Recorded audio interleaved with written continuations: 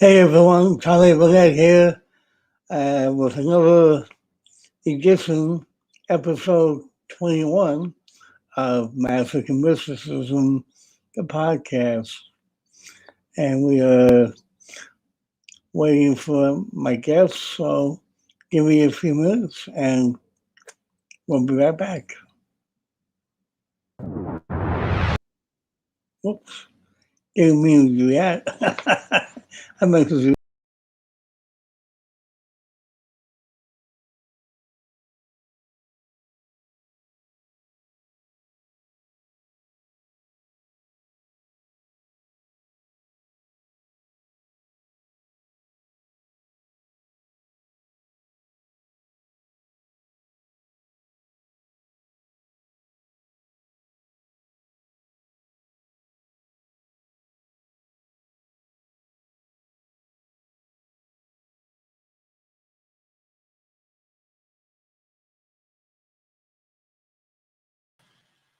Special guest, Magic and Mysticism. You're in the show. Yep, you're in the show. And Oh, and we're actually live right now. So, okay, Dorothy's coming. Hi, good. I see okay. you now. Hey, Vic, how are you? How are you? I'm very well, thank you. Good to see you. You're looking good. Good to see you. She's coming. She should be here. I don't know where she is. Okay, okay, Dort? She says she'll be right here. okay. How are you? Good, good, good, very good. Good. We're keeping away from everybody, but Yeah. everything's fine. We seem to be healthy. Dorothy hasn't been feeling too well, but Yeah. I don't know what the vaccine. She didn't do well with the vaccine, so Oh wow. Yeah. she got one, and she had a bad reaction. So the pharmacist said she shouldn't take the second one without contacting the CDC, and I don't know if she's contacted the CDC yet. Okay. Dort, we're waiting for you. We're live. We're live here now. So what are you up to, Tony? I don't hear you.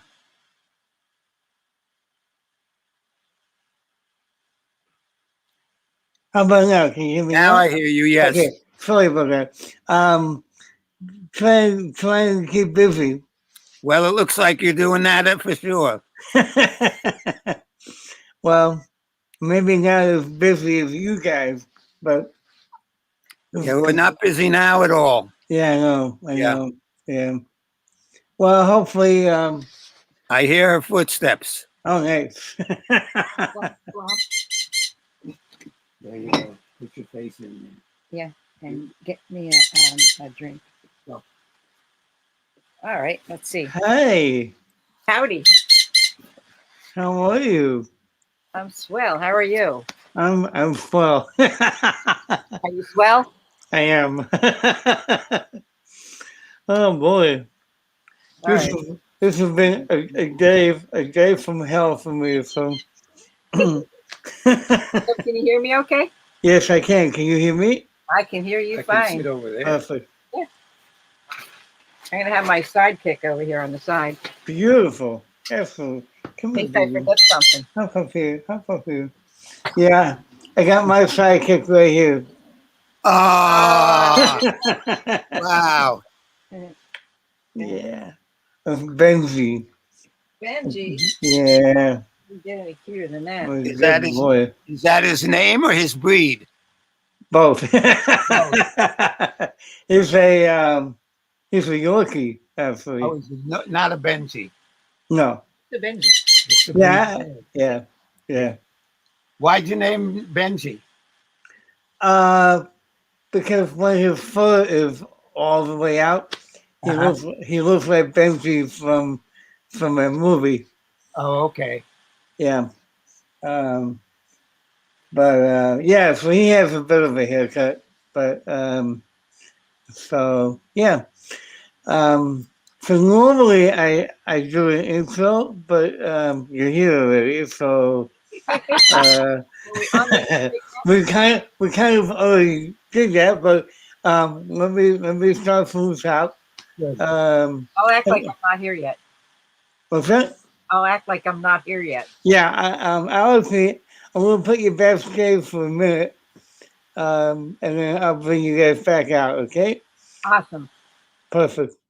All right. So, hello and welcome to Magic and Mysticism, the podcast.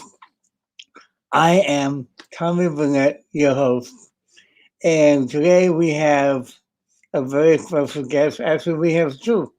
Um, and this lovely woman has pioneered the path of women in magic all around the world. She's the first woman to have escaped from a straitjacket while suspended upside down from a burning rope, hundreds of feet in the air, like 15 or 17 stories up in the air. That's very high. Um, she's the first woman to perform the Jinx broadcast on television. She's co-owned the Magic Townhouse here in New York City with her partner Dick Brooks, and she currently runs the Houdini Museum in Scranton, Pennsylvania, again with her partner Dick Brooks. There's so much about this woman, aside from being one of my lifelong heroes. I can now call her a friend. I'm very excited to have Dorothy Dietrich on the show and Dick Brooks. And we are about to have a wonderful conversation. But before that, I want to show you a clip of her escaping from a straitjacket. This is not the full video. I cut it down for intro purposes, but you can see the full video anytime on YouTube. So here we go.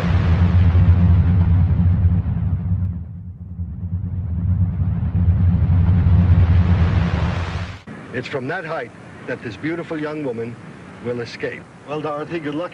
Okay. Now, if you'll notice that buckling the back buckles, each one individually. Woman, you have to, be gentle about this. Just buckle her in. Right. What a courageous young woman. Earlier today, we shot a test using sandbags to simulate Dorothy's body weight. Here's what happened in 3 minutes and 37 seconds. It could happen to Dorothy. To restrain the criminally insane, and this is an extra restraint, what they call a crotch strap, okay? Now, take her two arms, pull them as tight as you can, don't be gentle, make sure you get out any slack, and then keep the tension and strap it in the back, okay? Now, keep the tension. If her feet were not securely bound, they could slip out, causing her to fall to the ground.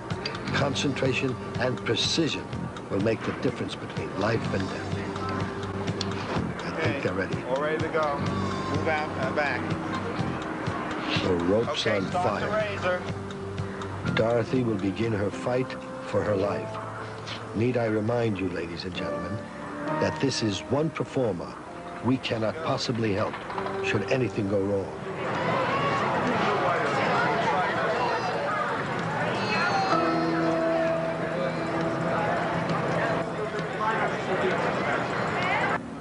Will she do it? There is no guarantee. She's literally a woman fighting for her life. It's now been 1 minute and 32 seconds, and you can see she's still working. Wait a minute. I think she's got one arm almost worked out of that straitjacket. She's done it. Yes, she's done it. I think she's out of the jacket. Yes, she's out of the jacket. Here it comes.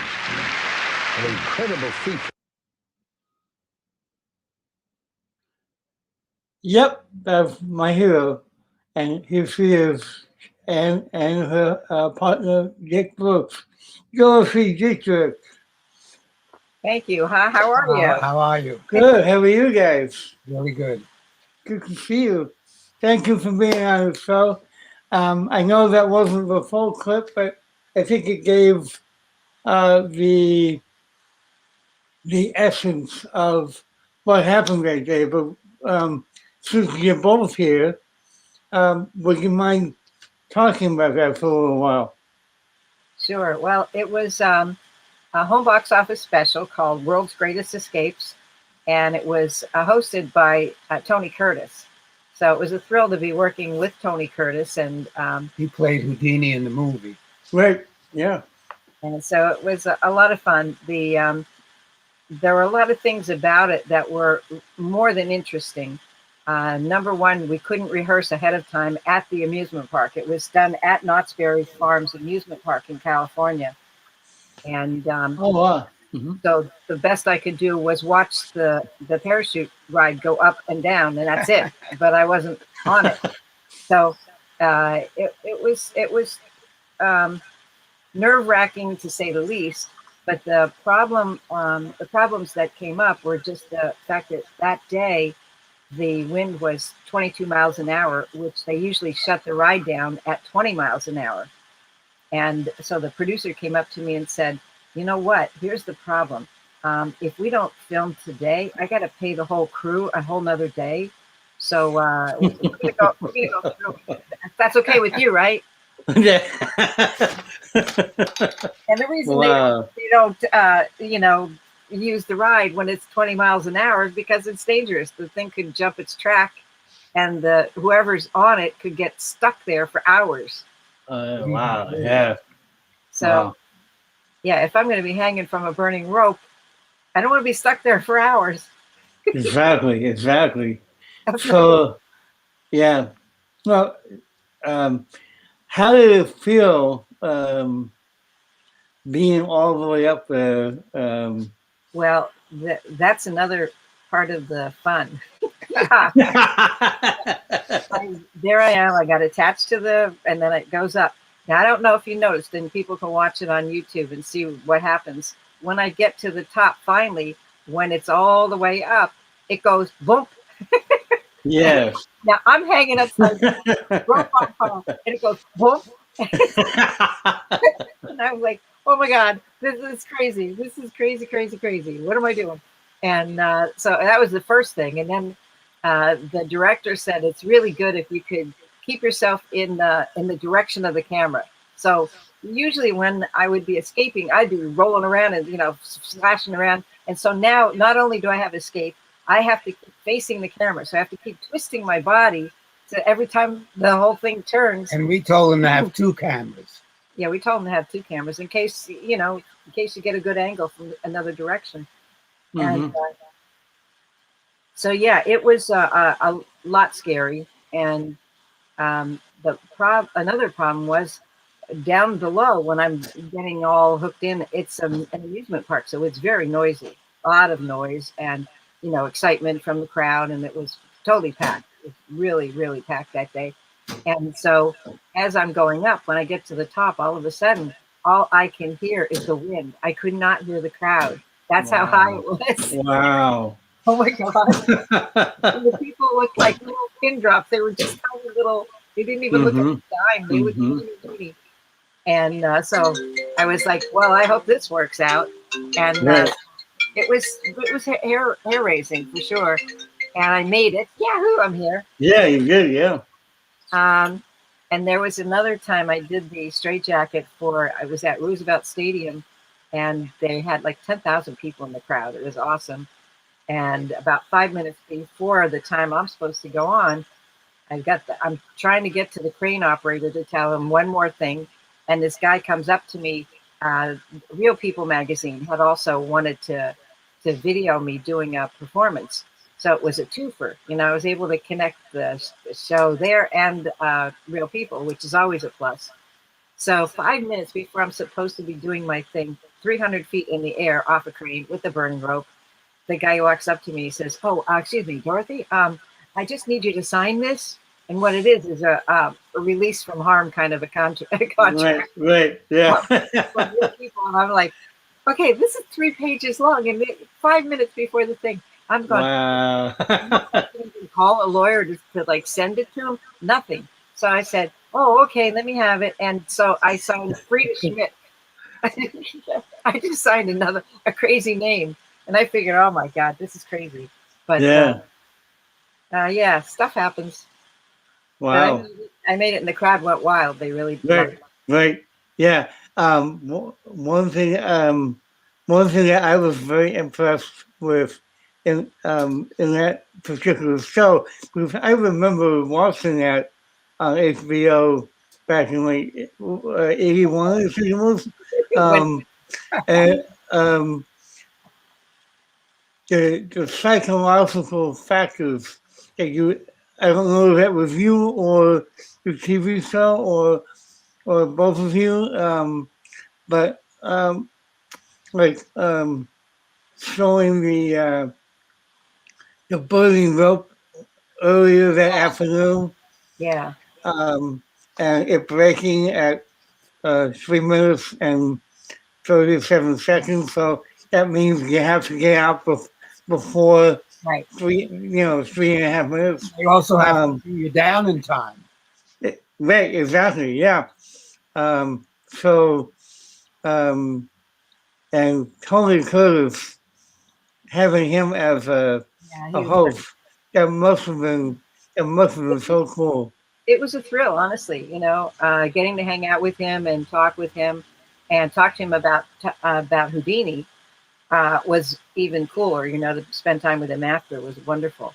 The Hmm. the other thing is the parachute ride has only two speeds. It goes up slow, and then it free falls down, or Right. go down real slow. You don't Yeah. want it to free fall Yeah. because it stops when it's on the ground. Okay, so and they can't change that because they would have to cut the cable and make it that much shorter. So they're Right. not going to do that for a one-time show. And Wow. so I had to go down slowly. So even though I've escaped, now I have to go slow mo going down. And okay, Yeah, I've done a few escapes, but I've always been afraid to do anything like that. So my hat is off to you. thanks. Well, Uh, I recommend people going out there and getting a rope and some fire. It's what Dorothy does, but it's not for everybody. right. Well, I remember was it Ray Garcia, who used to work for you guys. He did he did that on a smaller scale um, when I was in high school. He came to our high school and suspended himself upside down on a burning rope over a bed of nails. Um, and it was great. But nothing. I've seen lots of people do what you do, and I've never seen anybody do it quite like you. So, um, you are definitely a queen of magic, as far as I'm concerned, and queen of escapes as well. Um, I'm sorry, I'm trying to type your names in here so I can do this. Okay, here we go. I know. Yeah. Fancy. Uh, so Dick Brooks and Dorothy Dietrich. There you go. And so in a minute, I'm going to play the Bullet Cats video, which I was equally impressed with. I've seen, I've seen Penn do it. I've seen um, David Blaine do it. I've seen um, uh, uh, today's been a really bad day for me as far as names go. So, and it's a bad thing for a mentalist to have a bad memory, but You gotta take the next course. yeah, Dick knows you're a mentalist. Um, um, but anyway, uh, the way you did it, again, I saw that on television years ago as well, and to this day is my favorite bullet case. Thank you. That So sounds weird. was that? She does it under test conditions where they bring the bullets and they have a rifleman, and she designed a special cup, which, by the way, everybody else copied that. Yeah, Nobody did it with a special cup before, but that's then right. David Blaine and Chris Angel, That's right. Oh yeah, Chris Angel. they Yeah, copied her method, right, but they don't right. give her credit. I know. That's why. That's why I bring it up. Is um, you are you're amazing. You've done everything first, uh, and on top of that, you're the first woman to do a lot of this stuff. I know. Was it Adelaide Sherman or Herman? Herman. But Herman. Yeah. she kept it in her mouth. It was in a plate. Right. And I think she only did it once or twice. Right. It wasn't part of the regular show. Right. The plate. Alexander Herman was a plate too. Yeah. All right. Yeah, that makes sense. Okay. So actually, before we play the bullet case, I want to go back a little bit and how did you actually get into doing magic in the first place? Well, when I was a kid, when I was in grade school, there was I was fortunate because it was an old school, and it had an old-fashioned auditorium with rake seating and with a stage and curtains. They had beautiful red curtains on the stage, and the one day I went in there, the first time I went in there, and it was the red curtain was lit with red lights, so it was absolutely dreamy. And so I just was blown away by the atmosphere of going into a theater. I had never been in a theater before.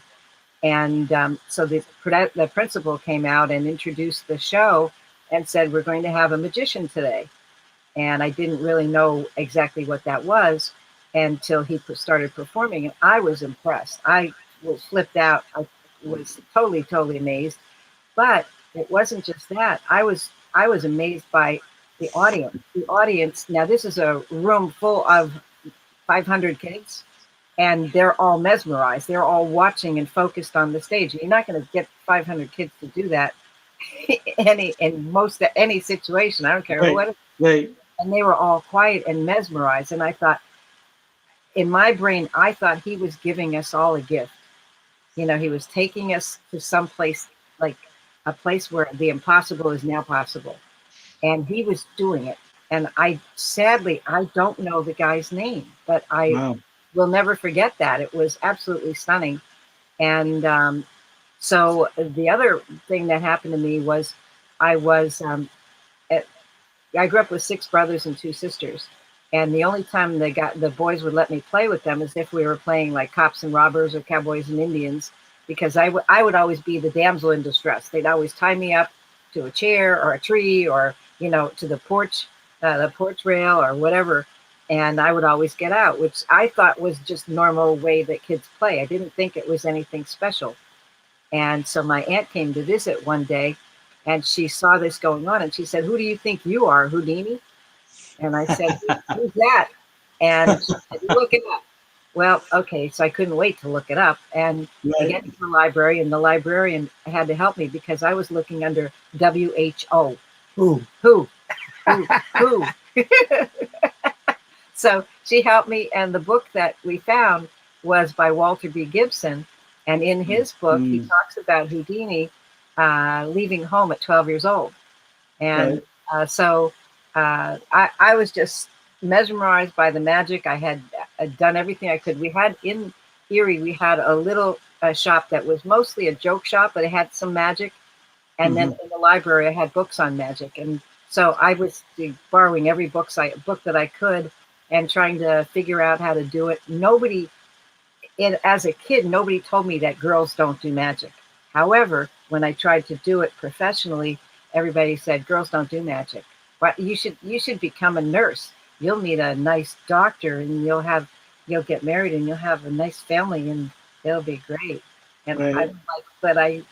I like doctors, but I like to be my own person first. Sure. You know, Yeah. whatever. And if I happen to meet somebody and they happen to be a doctor, that'd be fine too. But um, so yeah, I was totally discouraged all along the way. It was like, you know, girls don't do that. You know, it's not. Did you ever hear of a girl doing magic? And I'm like, I never thought of it, but I don't understand why I'm physically capable of doing it. Now, why can't I do it? I don't Right. understand the problem on your end. There's no problem on my end. And so, yeah, I just kept trying, and I put together a show. My girlfriend's older brother was driving he was bragging all over that he was going to be driving a little red sports car to New York City for a New York dealer to sell. And I told my girlfriend, ask him if he'll take me with him. And she said, why? And I said, because I want to go live in New York. And she said, what? I said, why not? Houdini left home at 12, you know, and I got to do it. It's never going to happen if I don't do it. And I got a free ride here. It's a safe ride to New York City.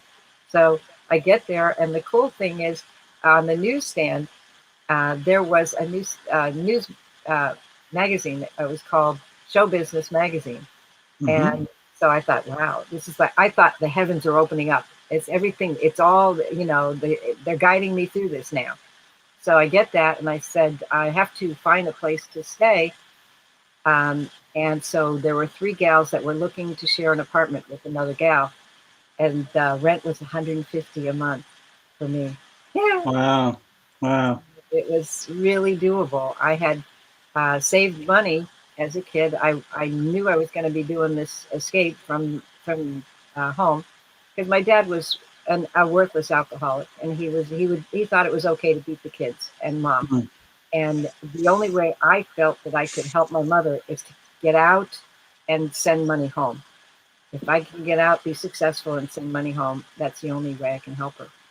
So the gals that I was staying with were all in show business. They were all trying to be Broadway actors, actresses, dancers, singers. And so they taught me how to do a resume. They said, well, you need a picture and resume. And I said, what's a resume? So they told me, and I wish I had the original resume, because it had to be hilarious. Because I haven't worked any. How am I going to put a resume together? Right. They said, Dad, don't worry. They don't ever read it. They just put it in the drawer. Don't worry about it. And so they put it together for me, and started doing the go-sees, what they call go-see agents. And that's the only way you could work back then. You had to get an agent, or many agents. And so you'd go from agent's office to agent's office every day. You hit the road. Whatever you're not doing shows, you're hitting the road and talking to agents, trying to get them familiar with you and comfortable to give you a try. And so eventually I started running into this guy over here, like at agent's office. So where are you going next? And he said, well, I thought I'd hit 59th Street. And I said, all right, you want to share a cab? So that's kind of how we started. We hooked up sharing rides to the different agents. Wow. In New York City, they have happy hour different places around the city. So the actors and actresses are all in on that, because Right. they have free refreshments and great snacks. Well, free for the girls, women. And so it was wonderful. And it was a wonderful atmosphere, because everybody in show business that's not working that day showed up. And it was great for the facilities, because all the beautiful people of the city are there for them, you know, and it's good for their clientele. So it was a And win-win the place is situation. packed. Yeah. So I'd order 2 Cokes, and you had to have 2 drinks. And that Mhm. qualifies you to stick around. So I'd order 2 Cokes, and I'd be hanging around for a couple hours until the snacks went away. But it was better than anything I would have prepared for a meal. Right. Right. Yes, it was a lot of fun. And so eventually we said, you know what, we should try and get a space that we can perform in that space, and have a theater in New York. And there was a place that was operating at the time called the Magic Townhouse, was owned by Eddie Davis, who actually Hmm.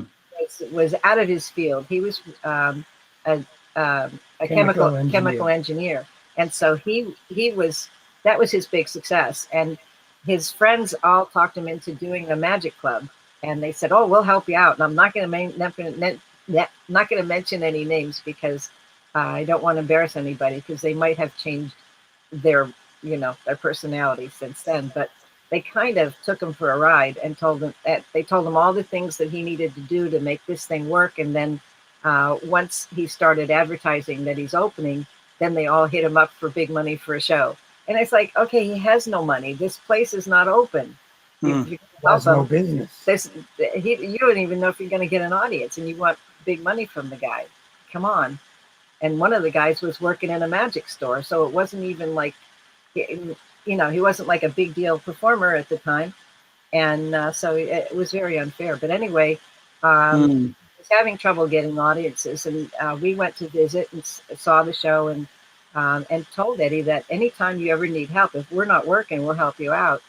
And then one summer he said, I don't have acts. I don't know what I'm doing. And so we said, you know what? Summer in New York for our shows that we were doing were pretty dead in the summer. All the locals hit the road. They all go on vacation out of state.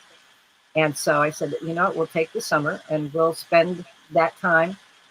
We'll do the shows, we'll do promotion, but you have to help kick in for some of the PR, with pictures and things to go to the media and then, press releases and all. And we got some really good reviews and the crowd started coming. So we said to him, listen, if you ever want to sell the place, let us know. And so eventually then he contacted us and we made a deal. And he was very fair. We came to a price, which was all he wanted was the rent deposit back, which was a lot of money. A lot of money, thousands of dollars. But fair because that's the money that he invested. Right. And so we took it over and we were there for 15 years. And then our rent went from $4,800 a month to $30,000 a month. So we said, okay, that's how, we told the landlady, if we had $30,000 a month, we would buy a building. We wouldn't be renting anything for $30,000 a month. Nobody will do that. You're not thinking right. And she said, nah, I think I can get it. So there we were stuck. We said, all right, let's look for another place. But she decided that she was going to keep the rent deposit. Okay, so she said, yeah, look at the contract, look at the agreement. It says that it has to be in the same condition that when you started to rent it.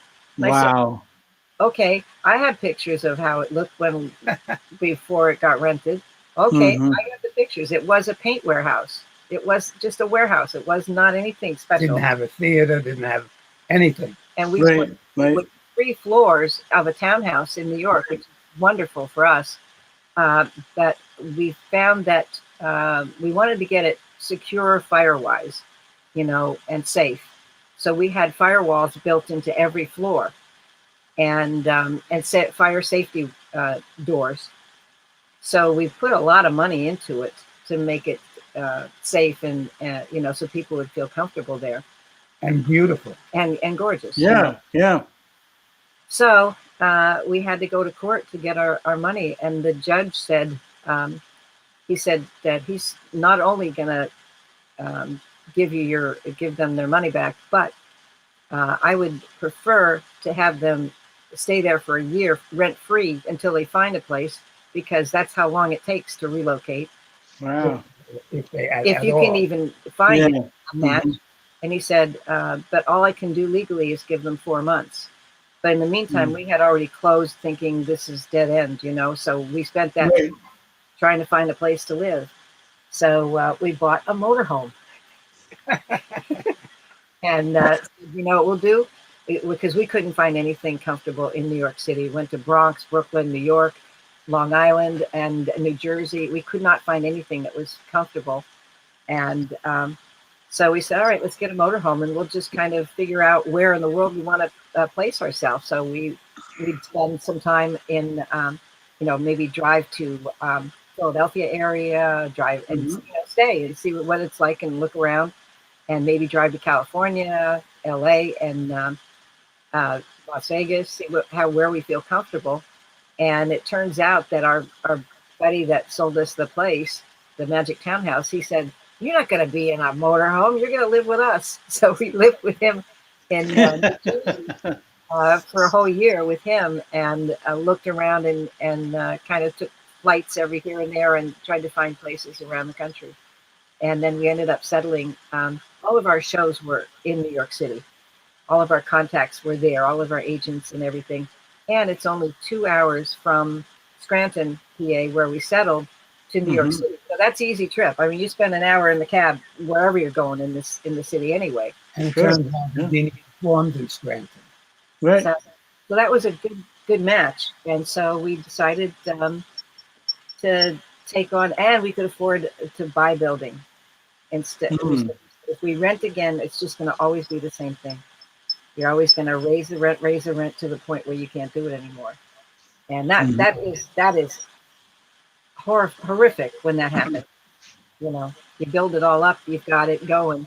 We got really good reviews from the New York Times. Mhm. Howard Thompson from the New York Times came, and they are very, very particular about who they review. They don't even do a review unless they have been there to that show 3 times without no announcement. They Wow. just show up like a customer, and on the third visit, he said to us, he told us who he was from the New York Times. He said, "I just got to tell you, folks, this is a gem. This is a gem here." And so he put us in the free listing. You can't pay to be in the going out guide in New York Times. You have to have been approved by the New York Times to get Wow. listing. And then the family editor came as well and reviewed our family show, the children's shows on Saturdays and Sundays. And so Phyllis Ehrlich, it was like whenever she would call every week to find out who's performing that week. And I said, you know what? I said to anybody that was answering the phone for us, and I put her name right on in front of the desk. If this woman calls, you stop whatever you're doing and you get us. You get me or you get Dick, because that's real important. And so every week we were listed in the going out guide for nighttime, and in the family section for things to do with your family every week. So it was amazing. Wow. So you didn't even have to advertise once you had that. Yeah. Wow. Well, I gotta say, I really miss the townhouse. I remember the first time I was very intimidated by those stairs. Yeah. You know. Uh-oh, But yeah. What's going to happen? yeah. But every other time after that, it was like, this is the stairway to heaven. This is so Al Flosso's was that way too. You had to go up the stairs. that's it. Yeah, I remember. Yeah, yeah, and yeah, yeah. So I mean, you've have a career that spans much longer than most musicians that I know. And but is there one particular highlight that sticks out more than all the rest? Well, I'll tell you, there are many moments that are just a treasure, and the first time that after the show, when everybody was asking for autographs, and taking pictures, this guy there was a whole room full of kids and families, and so all the kids were up and trying to talk to me, what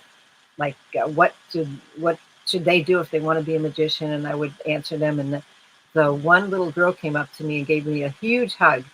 And so the one gentleman asked her, "What would you like to do when you grow up?" And she said, "I want to be a magician just like Dorothy."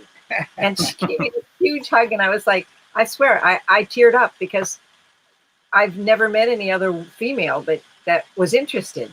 It was all kind of, Wow. you know, they just accepted that I'm a weirdo that does this. Wow. And that was one really, really great moment. And Yeah.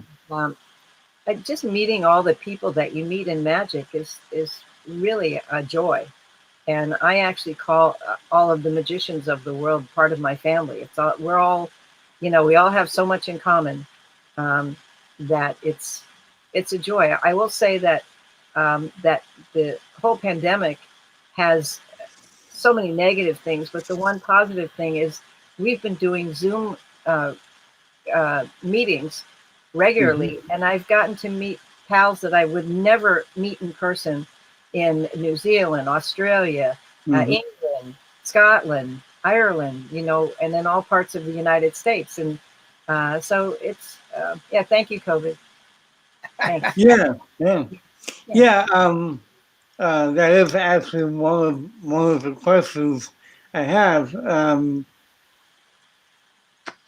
How well, okay, we'll skip around a little bit. I know you guys now. You run the Houdini Museum in Scranton.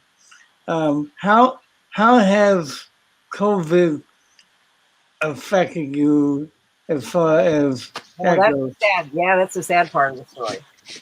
Since March, a year ago, March, we've been closed. The state closed down anything that was non-essential business.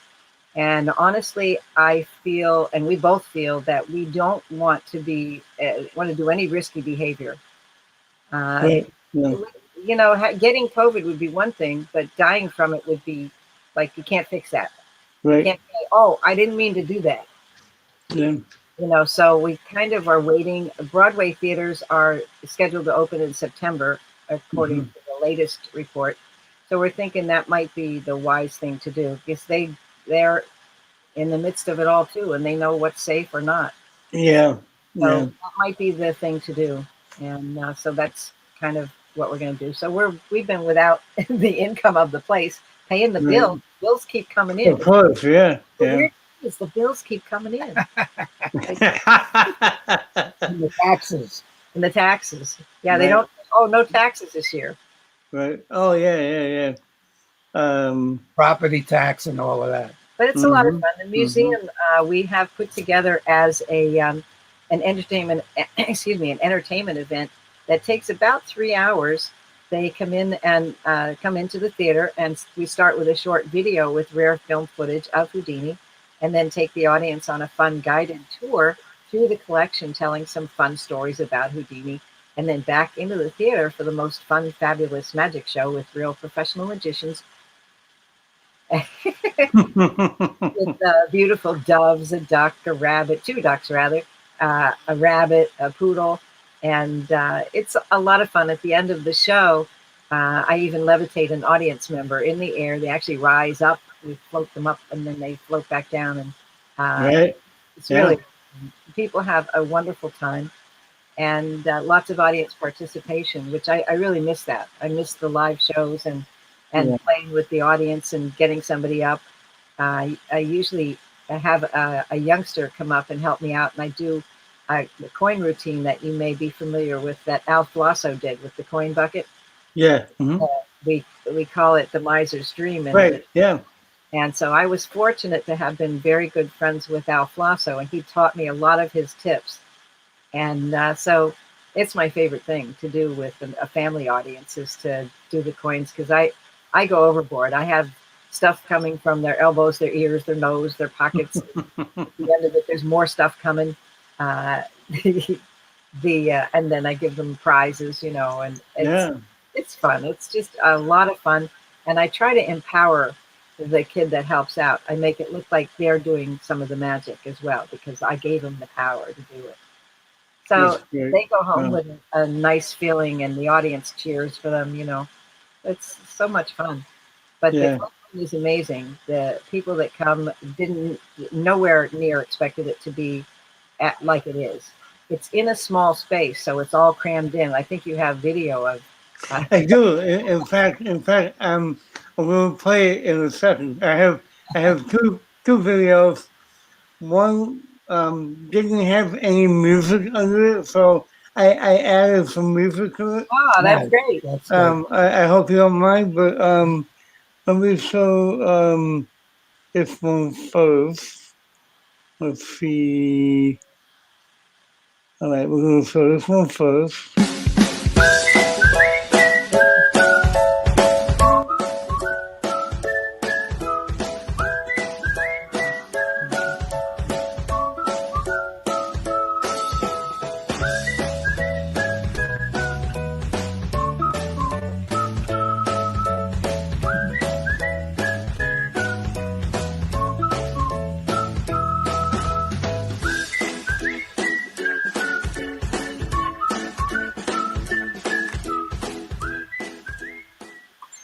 That was cute.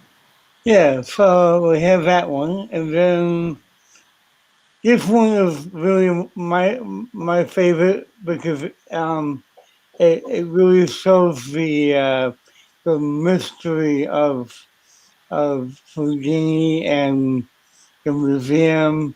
Just my opinion. Let's see. There we go. And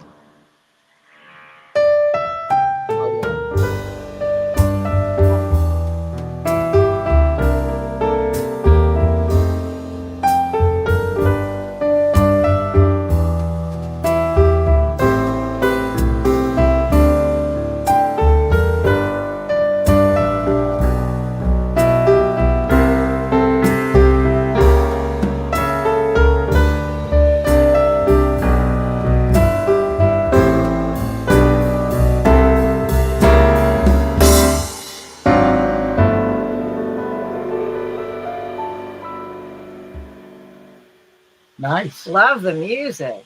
and And you make the the music fit perfectly. So Absolutely.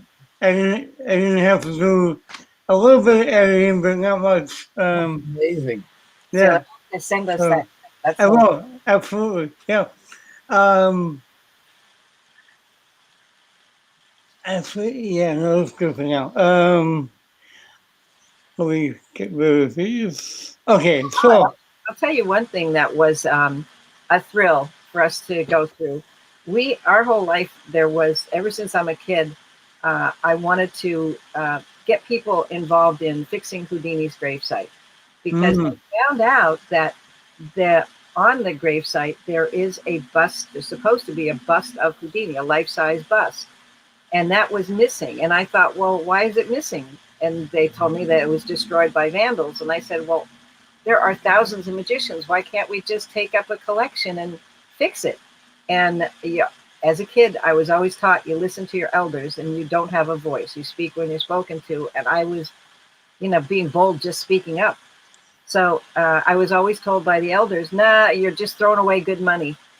Forget about it. They're just going to vandalize it again. It'll be gone. So forget about it. So then I'd be in another group of magicians and I'd say, that Houdini's gravesite? And I would ask another group of elders and say, do you think that would be good if we put that together? And they go, nah, it's not a good idea. And so finally I got older and I said to Dick, it was 2010, I said, you know what? If we don't do it ourselves, it will never happen. It will just never happen. I don't think there's no interest in it. People go to the gravesite, they want to visit and honor him by visiting him, but nobody ever comes up with, hey, why don't we do something about it? right. And so I figured out, what are we going to do? If we ask people now if we can do it and they say no, and then we do it anyway, then we're criminals. So we're just going to figure a way to do it and just sneak in. I mean, cemeteries open every day except for holidays and special days. And so maybe we could figure out how to sneak in there. And, first of all, I had to find out how to make a bust because we didn't have one. However, at the townhouse, I don't know if you remember, at the Magic Townhouse, we had a Houdini bust on loan from the Society of American Magicians, from the parent. Mhm. and they didn't have an archive or a place to store it safely, so they asked us to display it. So we did for many years, and then one day we got a call from the new current president of the SAM local, and he said, "We're taking back the bust." And I said, "Oh, do you have an archive now?" And they said, "No, no." And I said, "Okay, well, what are you going to do with it?" And we were worried about it because we thought, all right, this is weird. And so we Mhm. went to a local university in New York and found a place that would make a mold of it. Mm. So they made a mold of it, and it wasn't for us to do anything with unless something screwy happened with the bus. It totally disappeared. I don't know what's going to happen. And I also didn't know that there was a bust at the Museum of New York, a Houdini bust. Great. Yeah. That could possibly be accessed if something bad happened, but we didn't Mhm. know that. So we said, all right, let's make this copy. So it was made out of rubber, which Okay. okay, that's good at the time, but it's not going to last forever. So now, many years later, now in 2010, we pulled out thinking that this was going to be an easy thing to do. We pulled out the mold, and it was not good enough. It just was. Oh. It was all slurry inside. So, Mhm. but it gave me the idea of exactly how big it's supposed to be. You know, how Mhm. the height and the width and everything. So Mhm. that was good. So I was able to take sculpting classes and learn how to do sculpting and figure out how to make it perfect. You got to make it. It can't be just good. It's got to be perfect. Great. Just took my time. And when we felt it was good, then we made a mold of it and cast it, and then replaced it at the grave.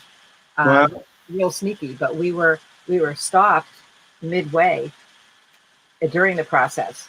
We realized that one of the days when we went there to the gravesite to kind of do a run through about how we're going to do this in the daytime and broad daylight, because you can't go when it's locked. You got to do it, and you can't see what you're doing at night. Great. Great. So we were there with a temporary bust. You know, it wasn't the actual one. And so this guy walks up to us and he says, hey, what's going on over here? And we said, oh, we're from the Houdini Museum and we're working on replacing Houdini's bust. He says, Mhm. oh, yeah, that's great. I was here the day that first one went down back in 1975. And Wow. I'm like, hubba. Yeah, okay. So what happened? Because everybody's got stories about what really, Yeah. Yeah. Yeah. it's all baloney, you know. Yeah. Of course it is. Yeah. People make stuff up that sounds good.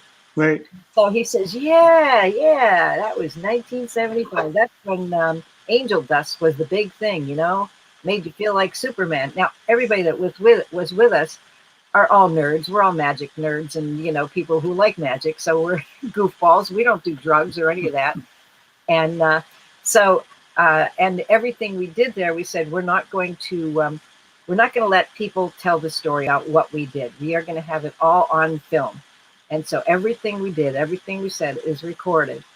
And so I pointed to the camera guy. Says, I get this on camera, him telling the story. And he said, yeah, every year the magicians would come at Halloween and they would do their voodoo ceremony for Houdini. They called the broken wand ceremony a hoodoo. Right.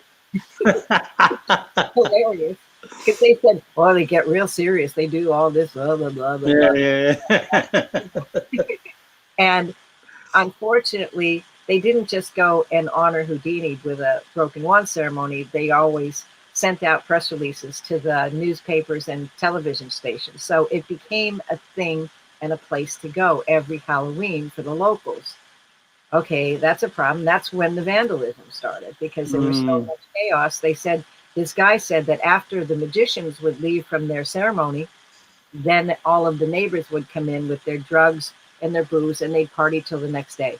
So that one night, this one guy was all hopped up on angel dust, and he said that angel dust makes you feel like Superman. You're very strong. And so he jumped up. He was running around, jumping, bouncing, calling himself the Great Houdini. I am the Great Houdini. And so he jumped up on the memorial. If you don't know it, oh, I should have a picture of it here. Yeah, It is, I'm I, sure I have one. hold on one second. Uh-oh. I have one in here. I'm going to produce it magically. Ha ha. Sorry, I thought I had one, but I don't. There we go. Oh, nice. Let me, There. So you can see it's not a tiny thing. It's the real deal. And so the guy was jumping up and down on the memorial. There's like a step there where it's kind of a seat where you can sit down and spend time at the gravesite. So he jumped up there, and then all of a sudden he jumped on top of the monument where Houdini's bust was, and he started popping it, and it had a little bit of action. That's the problem. It had motion. And so he worked on it even more. Then another guy jumped up to help him out. And between the two of them, there were two pins holding it in. One pin snapped, and the other one broke loose from the epoxy that held it in. So then the bus went down behind and smashed on the back of on the sidewalk. hmm. So that's what really happened. And so unfortunately, that's the story. But that means for all those years it was missing. And they thought anytime they would replace it, they'd replace it with like a lightweight bust and glue it in, and somebody would realize that it's easy to get off and seal it. So I don't know how many of those went, but they did catch a guy in Long Island. Was it Queens or somewhere that had the bust in his basement? Right. And the brother-in-law told on him. He got Right. they had a family argument. Okay, Yeah. but this is a picture of Houdini. Houdini at the. There you go. In 1913, I guess, he built it for his mother, actually. And so that's pretty cool. And that's there's this beautiful statue of this woman. Oh, I don't remember her name. Oh, But a lot of people said that's Our Lady of Sorrow, and it's not. It's actually a Greek goddess, and she is considered the most sorrowful person in the universe. And because she was very fertile and she had several kids, lots of kids, and she was bragging to the other goddess who only had 2 children. And in that period, that was called hubris, that to be proud and be flaunting your it's just lucky because some people have a lot of kids, some don't. And so that was really bad for her to be boldly boasting about it.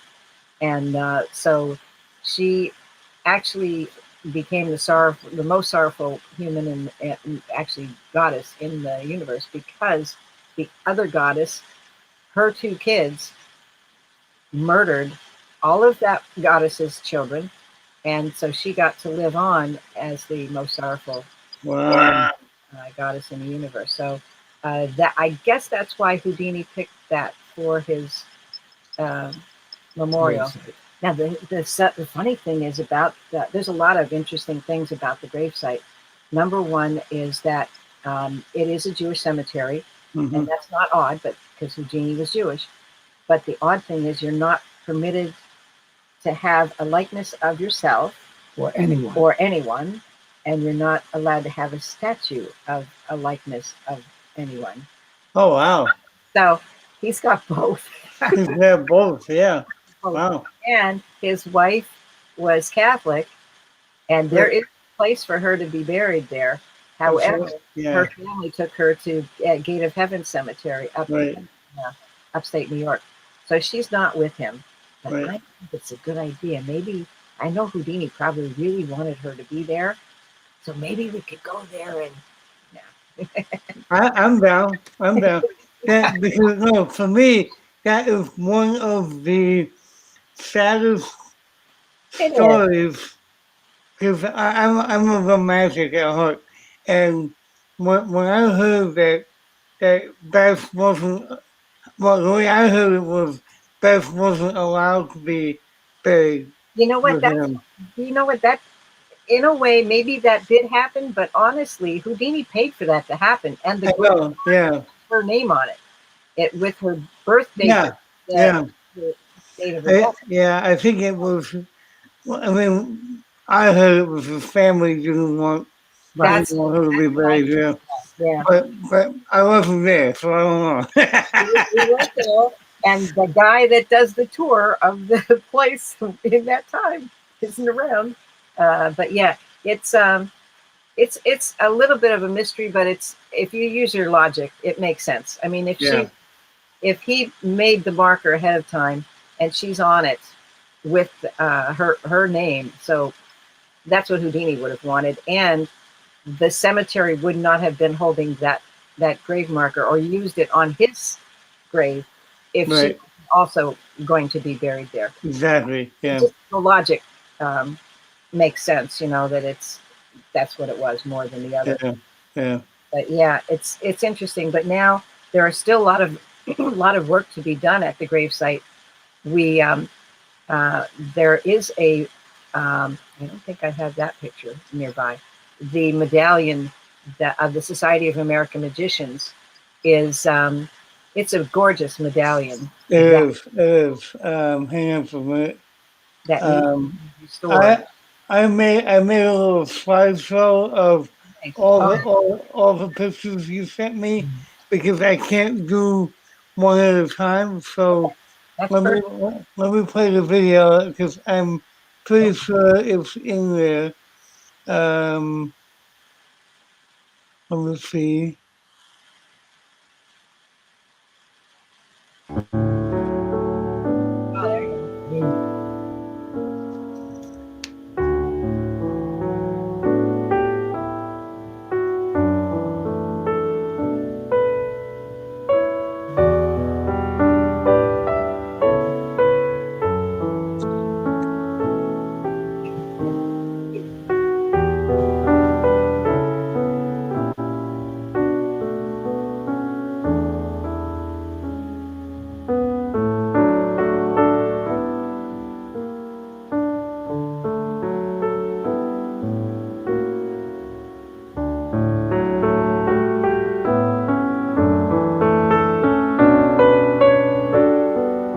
All right. Is that the medallion you're talking about? Yes, Okay. yes. I think it's a bigger picture coming up. It is. Yeah. It's magnificent, and Yeah. when you see it in the sunlight, it's absolutely stunning. What it is all little mosaic tiles that are all out hand cut, and you'll see the rings around, and in the flames, some of those tiles are actually gold. Uh, Wow. gold back, Wow. gold leaf in the back. Yeah. Beautiful. That, that's amazing. As you can see, there are a lot of pieces missing, and my fear is that if we don't do something about it and get them secured, all of a sudden you're going to get goofballs that think it's a good idea to take souvenirs. Right. Right. So that's in the works. There's some really good news. In January this year, we were invited to speak with the SAM. We've been bugging them for many years and trying to cajole them into, realizing that Houdini made the Society of American Magicians an international organization. If it wasn't for him, who knows what it would be today. But they've got thousands of members, and you can thank Houdini for that. And Yeah. so we've been bugging them for a lot of years to try and think about it, and they do realize now that it's true. We have a legend in the field of magic, and his name is Houdini, and very few occupations have that. Mm-hmm. How many legends can you think of? There's um, you have Einstein, you have Presley, you have Monroe, and a Mm-hmm. lot of them. If you ask a young kid, tell me, name a legend, they might know Yeah. Einstein and they Yeah. might know Houdini, but I don't think they know any of the other people of fame over the years. So I try to encourage them to think about that he's our legend. We should honor that.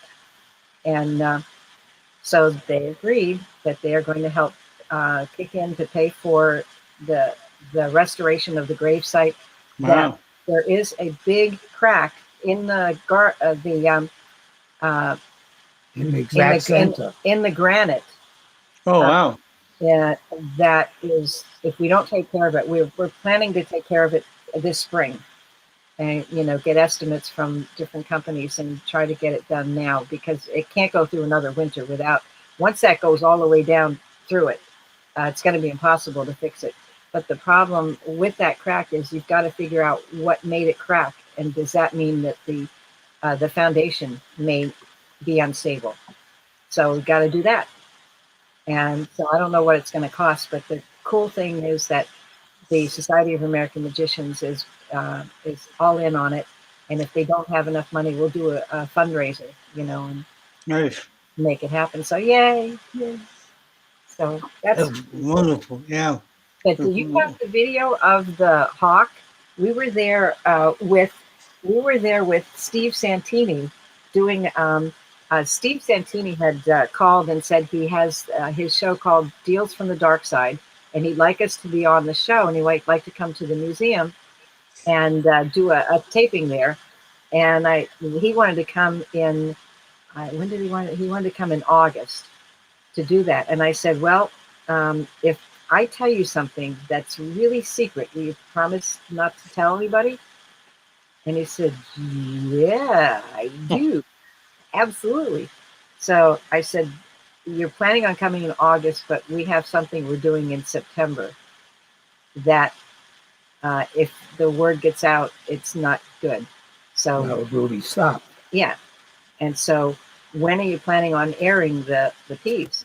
And he said, probably not till, maybe September, not September, end of October or later. So I said, okay, perfect. If you come in August, we'll do a thing with you at the museum, but we'll also do kind of a walkthrough with you at the Houdini Museum, because we are replacing Houdini's bust. He was like, so he's like, what? What are you talking? He's like, yeah, I want to about this, yeah.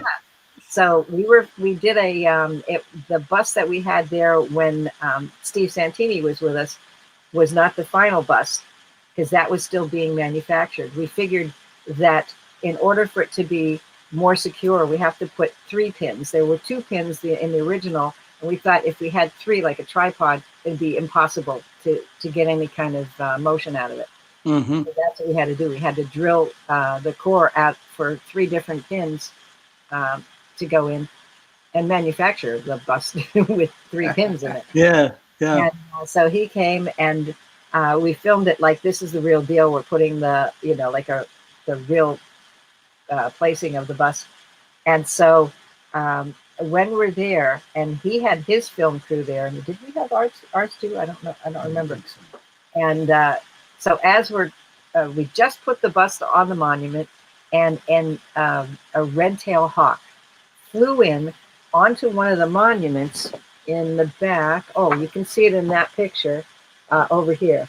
Yeah. So it flew right there, and it stayed there.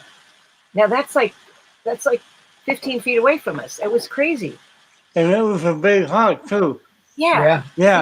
And he had a hawk in his show. So he stayed there, and then for a long time, and we were just standing in awe that it's a bird of prey. They don't show up and hang out with humans. Right, exactly, yeah. They're dead, then they'll, right. that human. Yeah. And then it flew across and landed closer to the monument, and then finally did another flight, and then stood behind the monument on a shorter monument behind.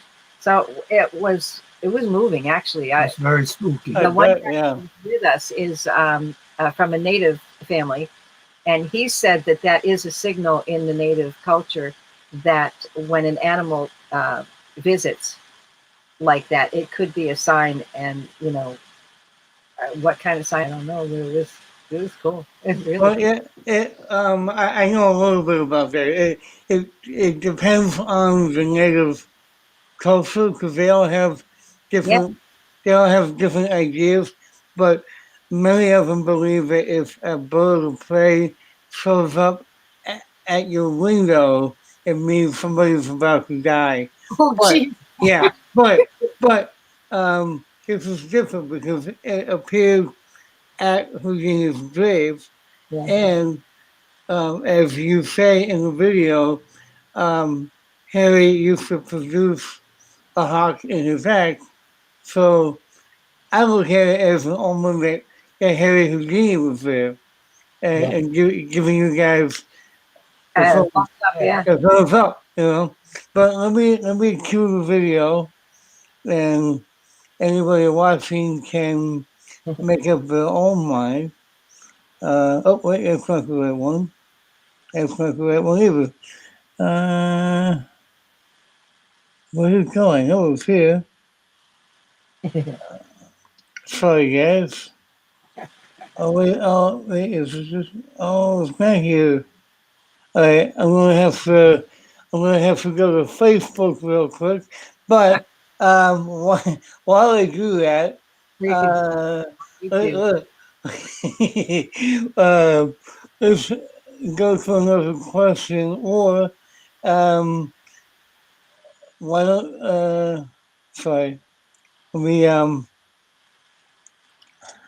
this is the first time I've played videos in the middle of a Oh, podcast, so I'm. Amazing how well, you're you're doing. doing great. You're doing Thank great. you. Thank you. It's a little confusing here, but let's see. Um, I don't have Facebook here. No, come on, it can't be right. I'm also using a brand new MacBook computer, so Nice.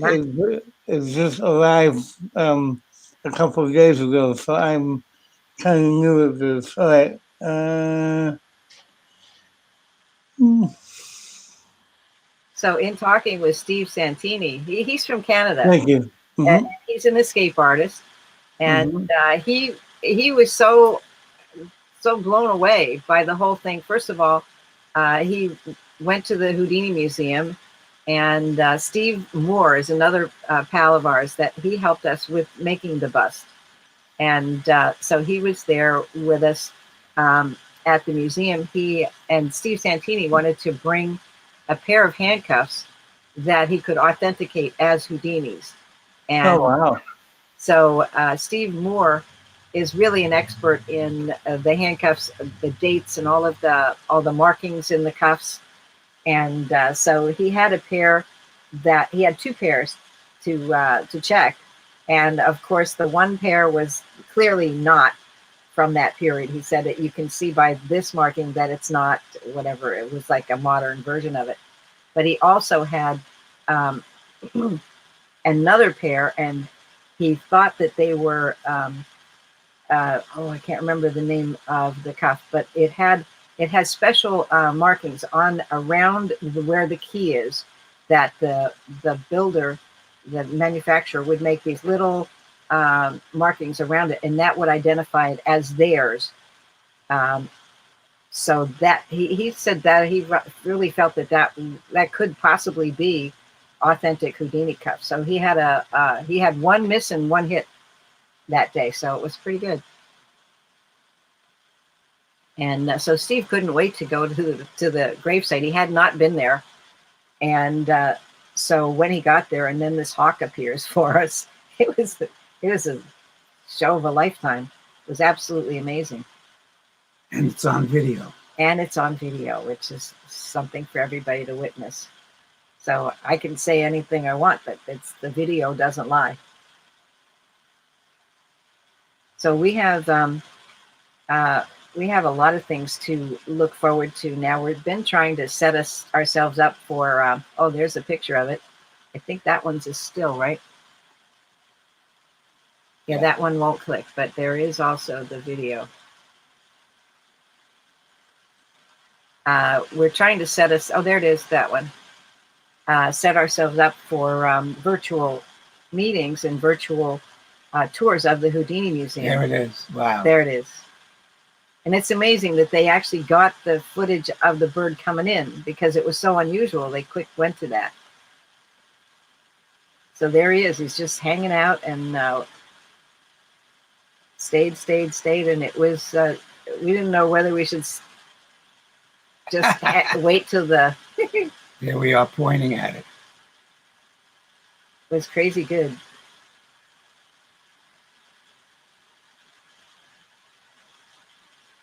So right where Dick is holding his hand on that video, that's where the crack is.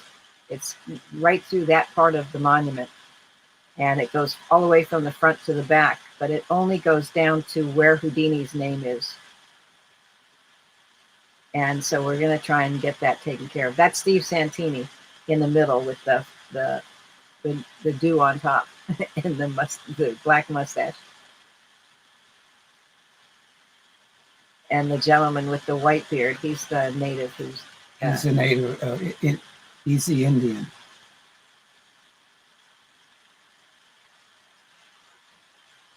They were stunned.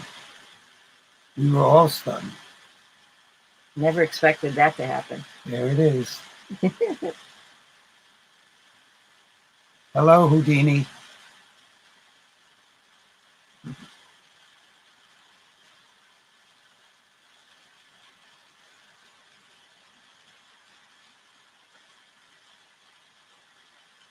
I mean, it's amazing how long it stayed there. Yeah, it stayed there for a really long time.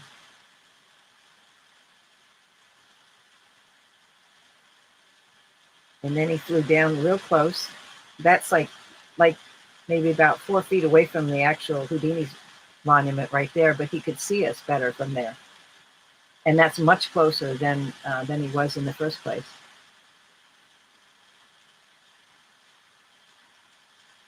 Feel bad. Oh, he's going to give us a present.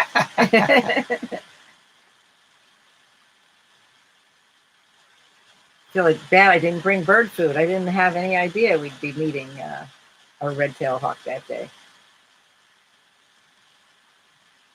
Now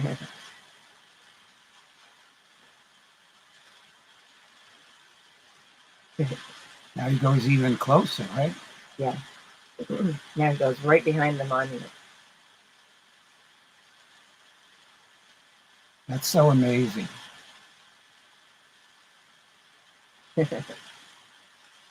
How is that even possible?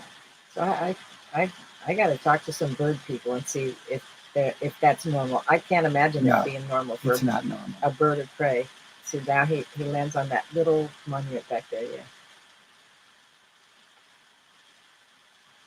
And it looks like Betsy Monsanto is buried there. I wonder if she's from the Monsanto company. Here it is again. Yeah, it was really amazing. It was absolutely amazing. So that video you can catch on YouTube. It's there.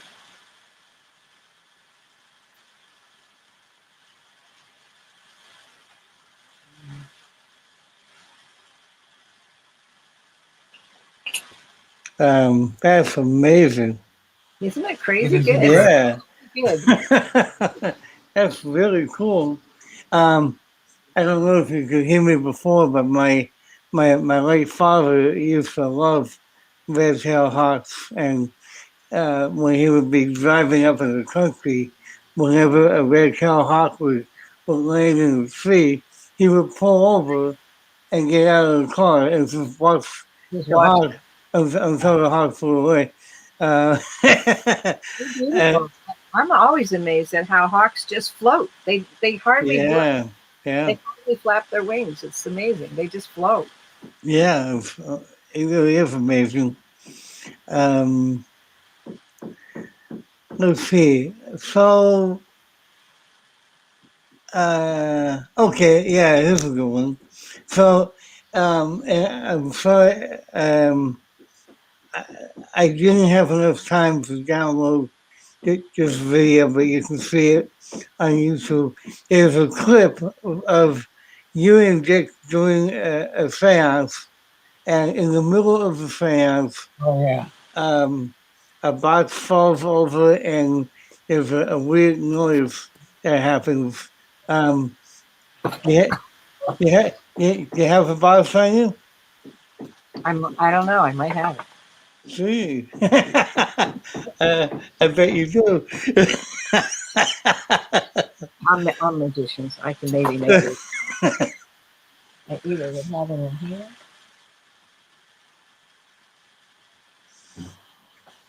I wish I had more time to download more videos, but I figured we could at least talk about it and I have found, have a little show and tell. yeah. Well, I'll see if I can find. You can show the video while I look.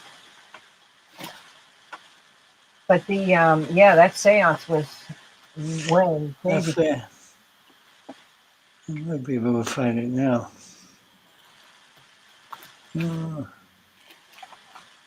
Yeah, I might have taken it back to the museum. Oh, okay, no problem. 'Cause you were talking before about how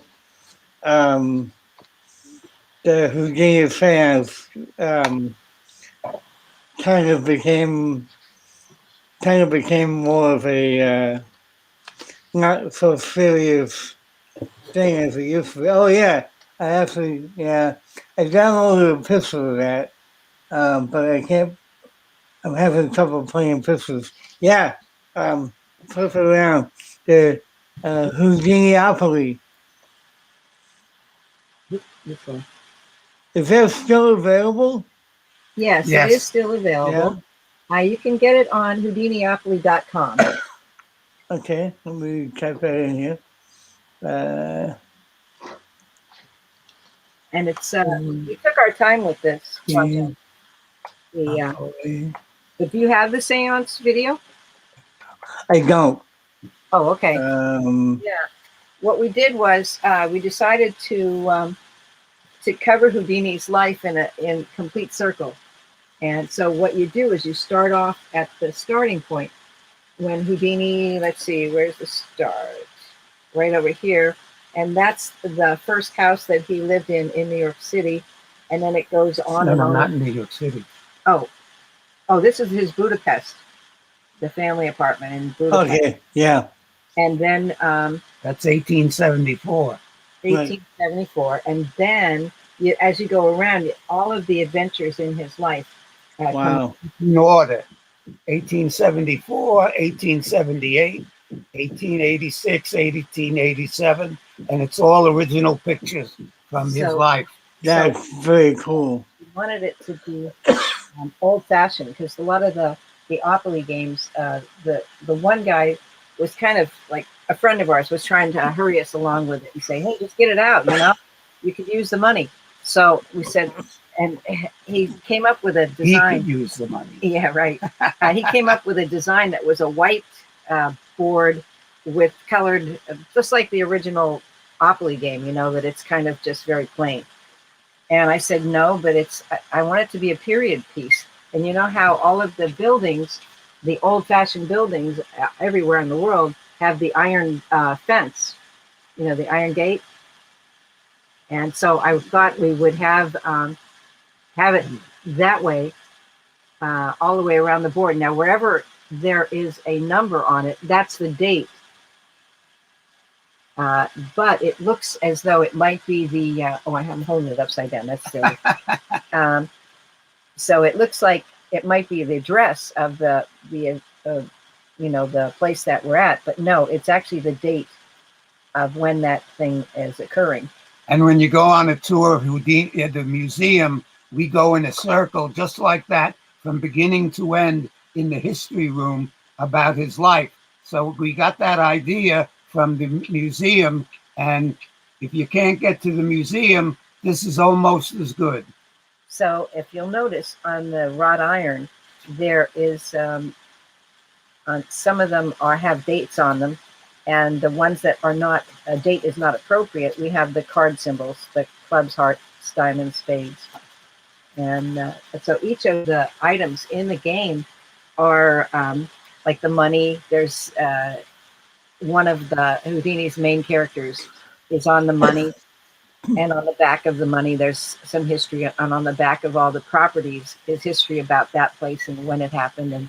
And so each of the denominations of money has a different person, like his mother, his father. Wow.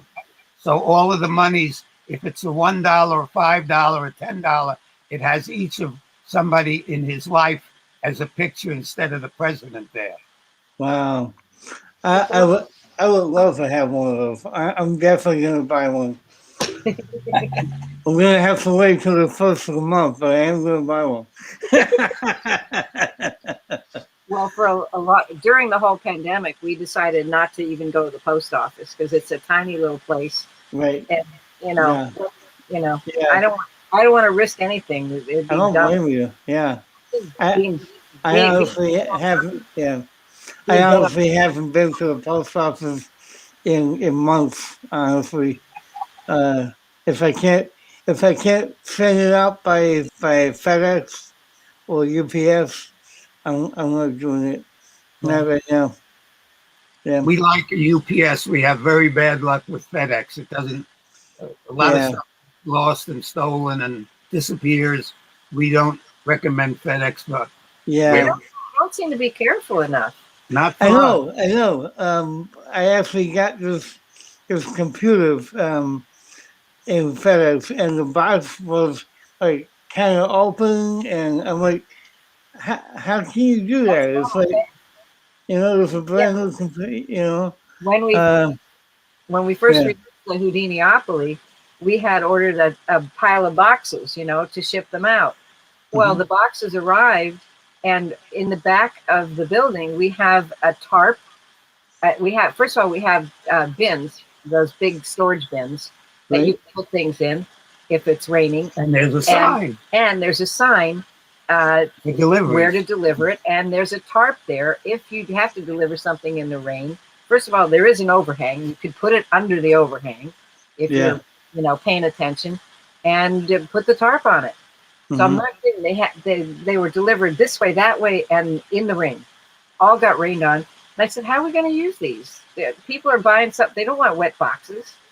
So Right. sadly, the company had to replace them. But that's just stupidity on somebody's part. Yeah. Yeah. Wow. But yeah, that's a shame. Yeah. By the way, magic and mysticism has no opinion on FedEx or UPS. No. Neither do I. No opinion. But the thing is, it's not UPS or FedEx to blame. It's whoever is working there, and they're supposed to be doing their job fairly, and it doesn't always happen. Right, exactly. So I read recently, and you sent me a photo. I don't know if, yeah, here it is. I will try and share it. I am a little familiar with the film, The Grim Game.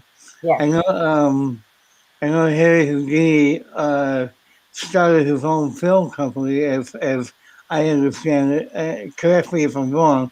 Um, and one of the films was called The Grim Game, and um, it got lost, and you guys found it. Here's the Is story that, of the Grim Game. It was produced by Paramount Pictures, so it was a professional job done in California. The film happens to be the best film that Houdini did. He did 5 films, Mhm. And it's by far the best one. by far, like way better than anybody could expect out of Hollywood at that time period. Or of any of his Right. other films. It was by far the best of everything he ever did. Right. So we had a friend in New York City who we knew forever, he happened to have that film in his collection, and he would show it every once in a while, and we loved it. Of course, it was Houdini, so we were crazy about it, and we tried to buy it from him, and he was not interested in selling it at all at first. And then we said, well, you know what? And it was on the film reels, and I said, that's crazy. It's going to get, it's going to get rotten. It's going to be worse every year if you don't get it restored or if you don't get it copied. It was made on nitrate stock, which disintegrates. Oh wow. So there's the I don't know. Can you see this? Yeah, yeah. Is Okay. that the website? No, I sent him that. No, yeah, yeah. This is the movie poster from the Grim Game. Yeah. Okay, let me. How do I get out of this? There we go. Okay, and So you got this now thing figured out pretty well, I got to say. I'm getting there. Very good. So we kept trying to get Larry to make a copy of it so that there's not just one. When we realized there's only one in the world, it was like, it's scary as heck. Like, what do you mean? Yeah. What if something happens to your apartment? What if your apartment has a fire and it goes up? We even And, said we'd pay for it. So we told them we would pay to have it copied. Don't tell us where you're getting it done. Just send us a bill, you know, and, you know, be honest, because we want it not only to be copied, but to be in two different places. You know, don't have it all together so it goes up together Right. in homes. So he, at some point, he looked like he was interested in selling it. And so we said, all right, we'll bring the money. And he said, yeah, but it's got to be cash. Okay, it's got to be cash. So every time we went to pay for it, he'd say, you know, I really like having it. Nah, I don't want to sell it. So he couldn't bring himself to selling it. Wow. So then he turned 95. And we said, you know what? This is crazy. He's 95. If we don't convince him to do something about this film, when he dies, who knows what's going to happen? The landlord may just ransack the apartment and get rid of everything because he wants to re-rent it. And so it could just be gone. It could go in a dumpster, which would be the worst thing to happen. And so we tried to talk him into selling it to us.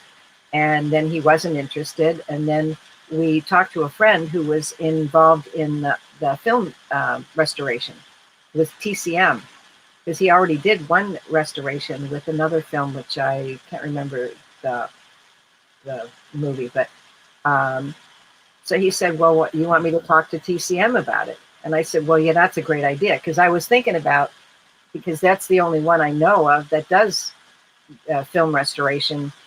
And they announced that they do it, you know, that's part of their mission. So they said, well, if we can make the deal, yeah, let's do it.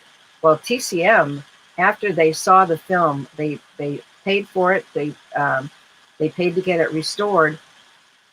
And then once they saw it after the restoration, they said, wow, this is great. We need to hire and you know, get an orchestration made to put some music to this. And so they hired a professional to do it because it's a silent film. Right. So had a music score to it, and then when it went to Hollywood, they invited us to. They flew us out to Hollywood to Turning Classic Movies Film Festival, and it happens to be that the film festival is in March. Houdini's birthday is March 24th. Right. Yeah. So there's a lot of cool things that happened on that particular run. We went to California. And John Cox, he has the website Wild About Houdini. Okay. And, so we told him we're coming, and he said, well, we're going to be here, and he said he would love it if he could take us around and show us take us to all the sites that Houdini might have been a part of. And so we arrived the day before Houdini's birthday, and on Houdini's birthday, we went all over the city and all over. Visiting all the places that he'd been, including the Laurel Canyon estate.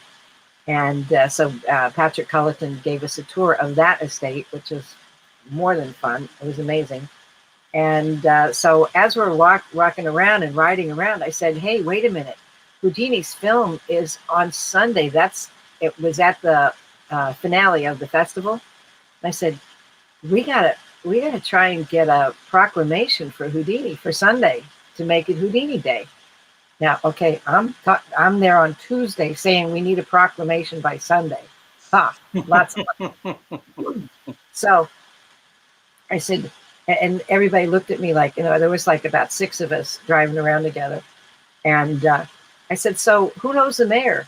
They said, I don't know. Nobody even knew his name. They live there. They don't even know the mayor's name. I said, all right, well, Google knows. So I said, let me have a couple of minutes, guys. So I looked it up on Google and I found the guy's name. And so I called the mayor's office and told them about my plan, that it would be wonderful. And, the story about this film that's been lost for 90 years and now it's restored, and it's the end of the film festival. And so it would be really cool if we could honor Houdini with making a proclamation, Houdini Day on Sunday. And the woman, the secretary said, well, you know what? This is one of the real ones. She said, usually we get these bogus, days that people want a proclamation for this or that, and it's mostly just baloney. She said, and by the way, right now we have 2,000 in line for a proclamation. So how it works is you've got to get in line. So I said, I know, but the issue is that we didn't really, It's a few days we away. didn't really know about it that long ago, and so we kind of need somebody that knows somebody that might know somebody else that could maybe make it happen. And so, she just said, all right, I can't promise anything, but here's what you got to do. If you want to do a proclamation, you have to write the proclamation. You need about 5 whereases, how they have on the proclamation, whereas this happened, whereas that. And you got to get that. I'll give you 2 emails to send it to.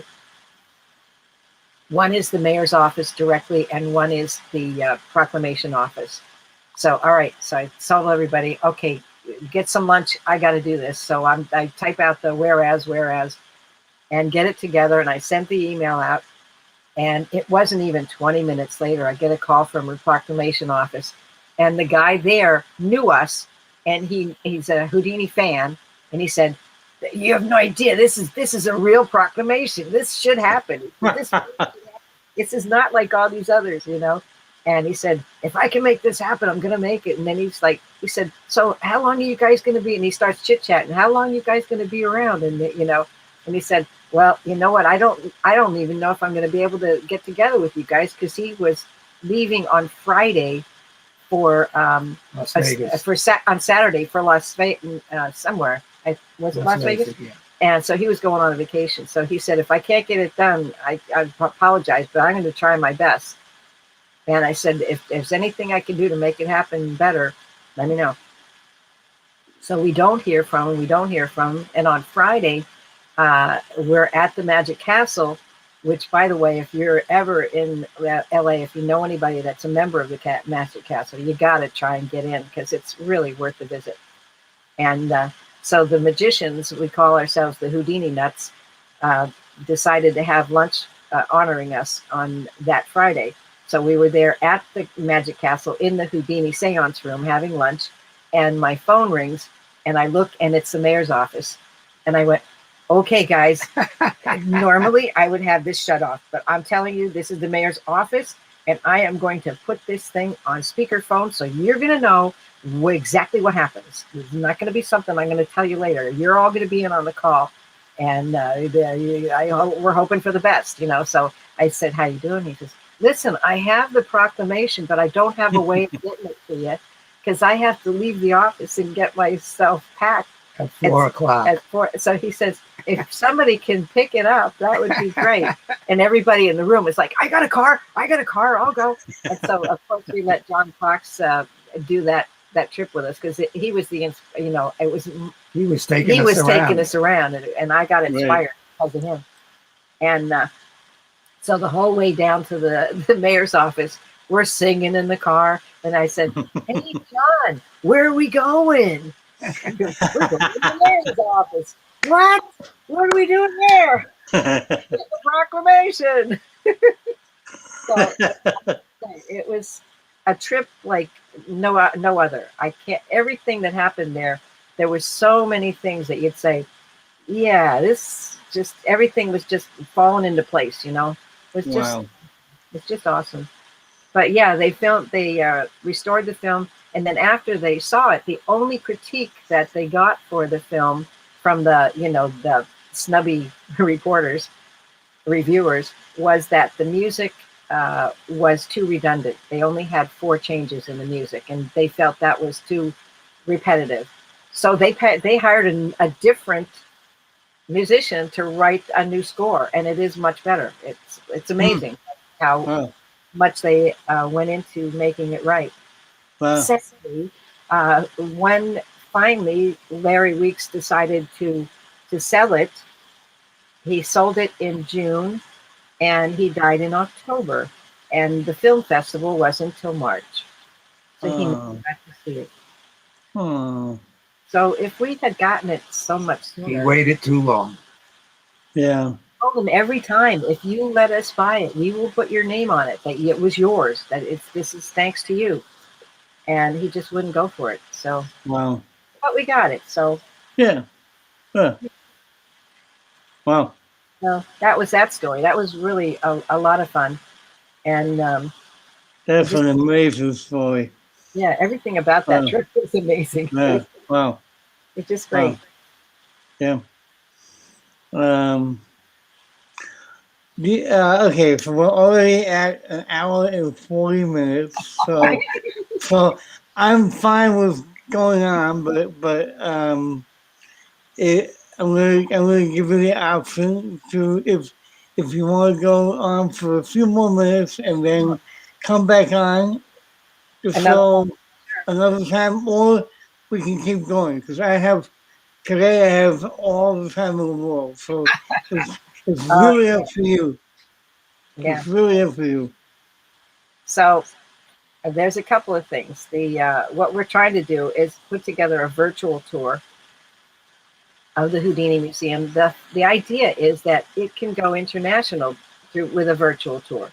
Yeah. Until now, we never even thought of that because it was you'd have to come and visit the museum in order to see the whole collection and see the magic show. But we now are learning a lot about virtual magic shows and learning a lot about this kind of thing.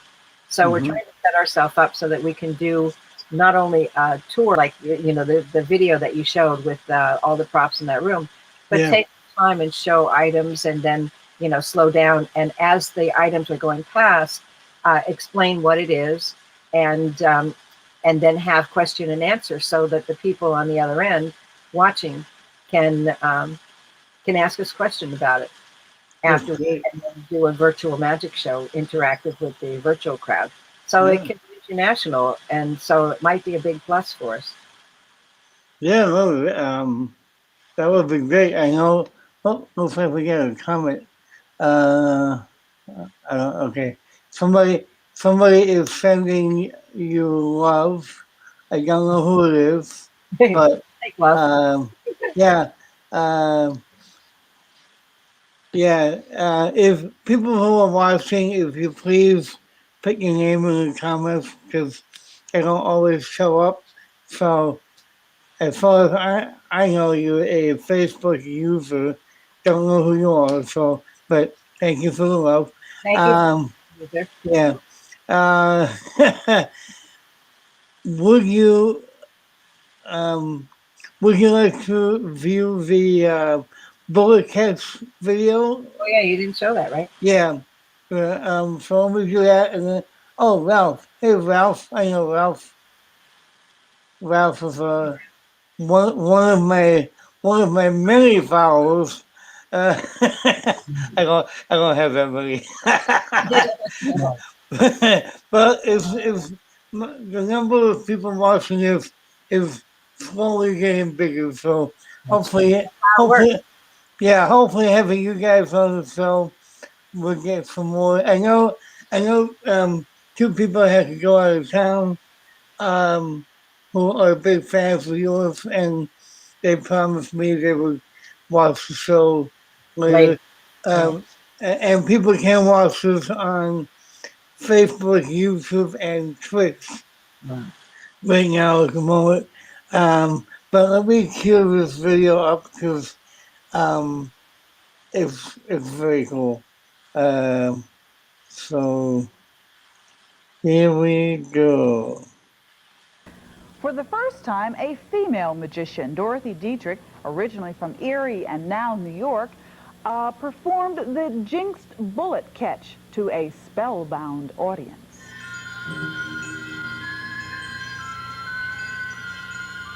Nearly 300 people gathered in Point State Park yesterday afternoon to see the bullet catch stunt. Many in the crowd were magicians. On the sidelines were South Hills paramedics. Key to the stunt, the marksman. In this case, Dennis Shore, a ranger and sniper qualified Vietnam vet, with a single-shot rifle preparing to select and fire a 22-gauge bullet. Dorothy is going to stand on this platform back here, and a marksman is going to fire a bullet directly at her mouth. She's probably the world's leading female magician, and her fans demand more and more each time she performs. So each time she feels she has to do something even more dangerous.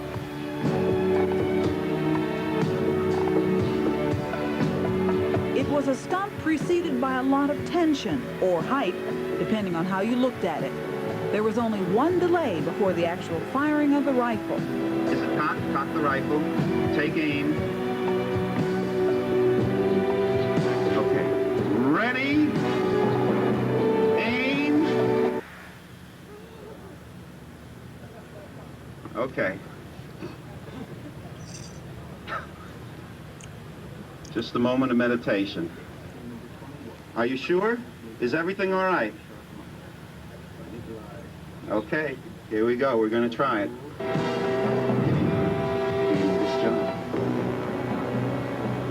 Aim at the target.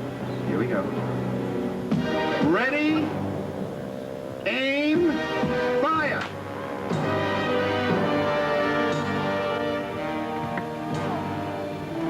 There it is, right over there. The bullet right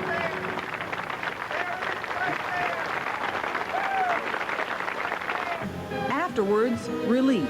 It was over. Why did she do it?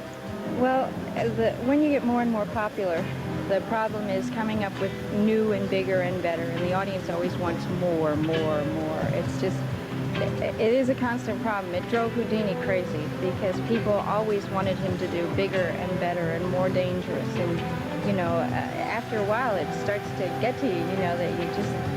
Is there anything that could be more dangerous than that? I'll tell you, I'm going to have to think a long and hard time to top this. You think you'll try it again? I have gotten this, I don't think so. Look at the actual firing again. Is seeing believing? Ready? Aim. Fire. Oh, what happened there? You want to see a little Sorry more about magic that. yourself over the weekend? There are magic shows tonight and Saturday night at the Stanley Theater downtown. They are sponsored by the International Brotherhood of... All right, yes. Sorry about that little glitch at the end there. I was trying to show Ralph sent more love on about the bullet catch. So, Thanks, Ralph. Thanks, Al. so, okay, so I have a few questions. Being not necessarily the first woman to catch a bullet, but to catch a bullet that way on television, In the mouth. in the mouth. What was going on inside your head? All right. So, people always want to know, why in the world would you do that in the first place? When I had researched it for a long time, several years, because that was the one stunt that Houdini refused to do. He said he would do it. And then he backed out. When Chung Ling Soo in 1918, when Chung Ling Soo was doing it, he died. Right. And so there was so much promotion and publicity about his death that Houdini announced right away, you know, jumping in on all that promo. He said, well, I'm going to do it. Okay. He's gone now, I'm going to do it. Right. So then he did research into it, and all of his friends, including Harry Keller, said, don't do that. Don't do it. You're in America. If you pull out a gun in America, everybody's got guns. Some idiot's going to come along. He didn't call them idiots. He said some guy will have his own gun and point it at you and say, here, catch this. Do a job on you. Yeah, he's in his statement. He said, what do you say? Some guy will do a job on you. In other words, kill you. Right. and you can't predict it. So it doesn't make any sense. Plus, at that time, Houdini had already been fooling around with exposing spiritualists, so they'd be happy to have him catch a bullet, Mm-hmm. you Mm-hmm. know, in the brain. Right. Right. Yeah. And so he turned away from it. So then I said, well, I've got to research this and see if it's even possible. And so I took my time with it. It was several years of figuring out what the A's and nays of it are. And it's pretty bad stuff. Nobody should do it. Right. Nobody should do it. Over 20 people have died attempting it. And who knows how many that are unreported that's what they were doing, you know. There was one recently that was a YouTuber that he and his gal were doing YouTube videos trying to get more hits. And remind me about Punched in the Stomach. I have a story about Okay. that. Mm-hmm. Yeah, so in all the research, I said, you know what, if I can make it somehow as safe as it could be, I'd like to do it because that would be historical.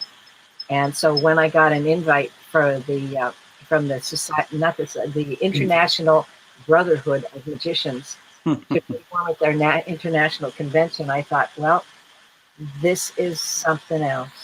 Like to go from Girls Don't Do Magic to now I'm invited to perform for the International Brotherhood. I thought, I don't know what to do exactly. Should I go and do very pretty girly magic? Because I surely can do that, you know, lovely magic with silks and birds and all that.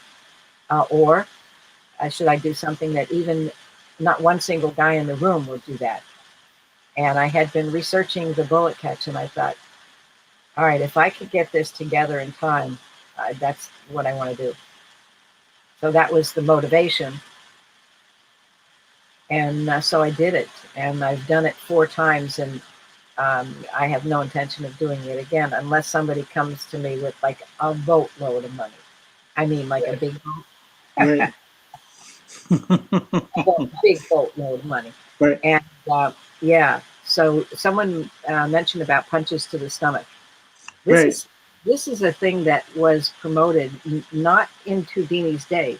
We could not find any documentation in newspapers. I mean, we have tons and tons of stories that copies of everybody else's stories, newspaper articles and stories. We cannot find any item that says that Houdini announced that he would take punches to the stomach. If you think about it, he was 5'5". He was not a huge person. Plus, if say a boxer shows up one day and says, "Will you take a punch to the stomach?" They know exactly how to hurt a guy. Okay, so there's no way Houdini with it. He did take some chances, but mostly he was a performer, you know. So would he do something like that? We can't find any evidence of it. We have the challenge letters. There were actually the cool thing is back in the day when Houdini was performing, he had free publicity everywhere he went because he would let people challenge him. And in order to challenge it, you had to do the promotion. You had to put together the flyers and then distribute them all over town, wherever that was. And so he had all these people promoting it. Number one, they're doing free promotion. Number two, they and their family are going to get tickets to that show because they're featured in the show. Okay. And so it was a win-win for everybody. It's a win for the theater, a win for Houdini. And at some point in his life, he ended up asking for a raise after raise. And when they felt that they couldn't do it. He said, "Listen, don't give me a raise. Just give me a percentage of the money that comes in. I'll make sure that everybody makes money." And so when the first theater agreed to do that, then it was a regular thing. And he ended up making much more money than he could have ever made just with a salary. So he was a brave guy in every way. So punches to the stomach did not come up. I asked Sid Radner, who was, he's passed away now, but I had an opportunity to spend a lot of time with him I think we were in Baltimore at an event, and he was there, and I said, I really want a chunk of time that we can spend with you, and because I have some questions, that the resources show that it came from you. So I asked him about the punches to the stomach. And Sid's words were, oh, leave it alone. Houdini would love it. And I said, you know, Sid, the problem is you're known as a Houdini historian, not a storyteller. If Houdini, I know Houdini would love publicity and promotion, but honestly, I don't think he would like us saying that he would take punches to the stomach, because that encourages young people coming up to do it. And you're gonna cause a lot of harm to a lot of people that don't know any better. Mm-hmm. So I said, I would prefer that you tell the truth now that we know it. You know, I don't know where it came from. I do, but I said, I don't think we should be repeating stories that are not true, that could harm people. And to this day, people do repeat that. And no matter how many times I try to tell the story that it didn't happen, it doesn't matter. Everybody tells me, oh yeah, he used to take punches to the stomach. Right? Yeah, you know that, right? No, it's not true. So it's probably going to live on, but I try my best to not let it happen. Right. So don't Right. take punches to your stomach, Tommy. It's not a good idea. I haven't done that since I was about 25. I used to do that. I used to do that when I was younger. And then what happened to me was the guy kept punching me because I Yeah, wasn't going down. yeah. And so that was the last time I did it. But yeah, I did that for a number of years. But that's how stupid I am. I don't think your brain is developed until you're at least 25. Exactly. And Yeah. I know Yeah. several people that are in their 40s or later, and I don't think their brain has developed yet. So Yeah. I know. I know a few people like that. So fake now. yeah. He also mentioned the Tony Curtis movie, um, but he said maybe he got confused with the Tony Curtis movie. But in that movie, he died during Water the, show. the water show. Yeah, which wasn't true either. No. But But it you know, was that film, although like everybody should watch that film. It's oh, it's a great film. it's Yeah, a wonderful film. It really yeah, captures that period perfectly, and it also captures the whole the disrespectful respect that producers have for you. You know, like when the guy there's Houdini strapped to the saw, this big saw, and the guy says, "A moment of silent prayer for the lad." right. Doesn't give him a moment. Like, and it just goes on, and just all throughout the movie, it's just a wonderful, wonderful movie. However, no, I don't. The only thing they got right was they spelled his name right. Yeah, exactly. There was no, Yeah, von Schrager from Europe that was able to dematerialize and then rematerialize. right. So that was totally bogus. Houdini did do the escape with the crate underwater in Yep. Detroit, Hmm. but it was in November, and the water could not have been frozen over in November. It was cold, and then when he comes back after he escapes from this thing, the day later, um, he says they get a call from his mother, from somebody that says that his mother died at the same time that Houdini was underwater trying to escape, and he said that his mother guided him out of the thing. Well, the truth is, Houdini was in Europe when his mother died, and it was a totally different time. It was a totally different time in history. So, Right. and the punches, there's no evidence of it. So Right. the other thing was the other movie they made about Houdini with who's the real thin guy actor, very well known. Okay. Oh, who played Houdini? Yeah, I played Houdini. Um, Oh my God! Yeah, see, there it I is. just saw his face. It's contagious. I just saw his face. Adrian Brody. Yeah, Adrian Brody. Yeah. They have him, Houdini, in Russia, and he rings the bell. And Right. how does he ring the bell? With a rifle. Right. Okay, he's in Russia. How does Houdini get a rifle? He's an American citizen. How does he get a rifle in Russia? Yeah. Yeah. Yeah. No, Yeah. no. Yeah. And Yeah. then they had him doing the bullet catch, which he never did Right. in Right. that film. That's right. I forgot about that. Yeah. Producers they like to make it a good movie, and so they think that if making it up is better. But honestly, the truth the truth is way better than anything they could make up. Way better. So they Right. do it till forever. Right. Hollywood always messes reality up. It's not a historical character, but if it's somebody in real life, you should probably do their life. Right. If you don't think their life is interesting enough, then do somebody else or tell it, make up a figure. Right. Well, I mean, what movie was that? Where, or was it? No, it might have been a TV show where Houdini partnered up with Arthur Conan Doyle and played detectives together. That Yeah. never happened either. So, um, you know, I think that's why I have people like you on this show, because I know that you've done what you say you've done. That's a good And story. The Conan Doyle story with Houdini. it And is. we have a really dear friend, Jennifer Berman, who has written a Houdini script that hopefully is going to be produced in October. It's going to start in the Scranton, the theater that Houdini performed in Scranton, PA, and we'll hope for a long run.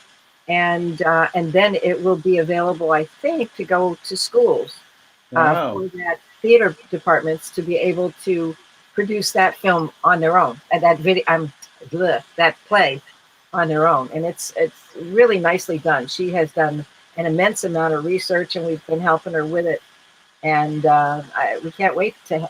That one really should have a good run because it's actually very accurate.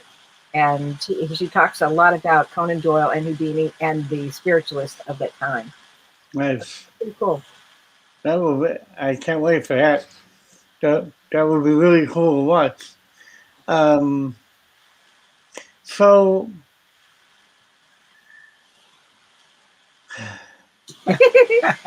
no, well, no, I have some. That's what I was going to say. Yeah, I have so many things I want to ask. But something I always ask every episode because it's important to me as a performer. So I ask everybody else. And Dick, if you want to chime in for this too, what is one way you can make a strong, deep connection with your audience? I think number one, in my opinion, first of all, if you know your magic so well that you're not paying attention to the trick working, at that point when you're so casual, how I set up my props in my show is every single show that prop is in the same place every single time. So I don't have to look for it. I don't even have to look at the table. I just go like this and I know that's that thing, So now I'm comfortable with who I am, what I'm doing, and I can watch everything, everybody in the crowd, and you can tell by their reaction who's really, really loving everything you do. Who's into it. Once you find that connection, then that's your first volunteer. Those are the people that you're going to get up on stage, and everybody likes it when you make a hero out of the people on stage. Some magicians make it a habit of making somebody look stupid, or make something fail and everybody laughs. Well, nobody likes to be that person on stage. Mhm. And nowadays, now everybody's very aware of that kind of thing, and it instantly gets a bad reaction. So it's an uncomfortable place. I think the main thing is know your stuff, know your lines, know your material. And the greatest thing that happens for me in my show is if something happens in the crowd and I'm instantly able to hit an ad lib, just throw something out there and it gets a huge laugh. Like for instance, the one show, I had a family in the audience and they were real excited coming in. I could tell they were going to be a good audience. And I was picking out that he had 5 kids, mom, dad, and 5 kids. And I was trying to pick out one of the kids that I could highlight because you like to reward somebody that buys a lot of tickets, you know? Right, right. So I thought if I could get a good kid there and get them on stage. So I got his daughter up on stage. We did the coin routine and oh my gosh, that little girl, she was in heaven the whole time. She was giggling, smiling. And when the magic happened, she was like, oh, you know, like really cute. And the audience was just right with her, you know, and saw that I was handling with her with kid gloves and making her experience the best it could possibly be. And so at the end of the routine, give her a big hand. And then I said, would you like a prize? And she said, yeah. And I said, okay. So I get her a magic coin and I say, now tonight when you go to bed, put this under your pillow because when you wake up in the morning, you're going to have money under your pillow. And then I say, oh, does anybody at your house have a job? And then she goes, oh, my dad. And I said, oh, what does he do? And she said, he's the mayor. I said, oh, mayor of what? Where? She says, of Williamsport. I said, wow, you're going to have a lot of money. And of course, big laugh. And then I said, oh, wait a minute. Is your dad a Republican or a Democrat? And she goes, I don't know. I said, let's ask him. So she looks at him and she says, Daddy, are we Democrat or Republican? He said, I'm a Republican, sweetie. And I said, oh, you're not going to get anything. And it didn't matter what she would have said if it was Democrat or Republican. I said, no, you're not going to get anything. Right, and right. of course, it was the biggest laugh ever. And then after the show, he actually, he introduced himself and said, how do I get you guys to bring the museum to Williamsport? Yeah. Wow. So it's been a life changer. And we tried and we kind of looked into it and tried to find a location. And it's just actually seemed to be a mistake. I mean, I love that he wanted us there, but it was further from New York City. And it wasn't as big a population. It wasn't a tourist section like the Poconos. We're in the Pocono Mountain region, Right, so it's right. a lot of you get people from all over the planet that come to visit. Mhm. So it didn't work out, but I will say we're best friends with the family, and we'll be like family to them forever. Wow. But that's what to make your event meaningful for the crowd. Not that it meant something that you had a successful show, but it means that they go home with a memory that they will have forever. Now, we also do a lot of birthday parties where people book a private party. And I'm proud to say that we get a lot of families that say that they bring their 7-year-old to have a birthday party at our place. And then the mother says, I just want you to know that when I was 7, my mom had my birthday party, my 7-year-old party at your place. And so Wow. I thought it was important to bring my 7-year-old to your place for. Well, we had you at our house on my 7th birthday or whatever. Right. So, Right. yeah. So, Wow. So kind of, if you want meaning, I think that kind of says it. Mhm. The other thing that I find is if it's a nightclub or a theater, if you break that third wall and you walk out into the audience, whether it's a cabaret or a theater, even if it's for a brief moment, break that third wall and go into the audience and then come back. That gets a lot of personal feeling between you and the crowd. Yeah, I tend to do that a lot in my act. I'll walk off stage and interact with people in the crowd and then come back up. And Yeah. yeah, very good, very good. So I think it's real important to note that when you do go into the crowd, if you're doing magic, it has to be visible to the everybody that bought a ticket. So be aware of what you're doing, and you can't. Sightlines. You've got to know their eyeballs right, have to meet your props. Wherever the visual magic is happening, it can't go out of view, or you're taking that moment away from somebody that bought a ticket. Or Yeah. don't do it till you come back on stage.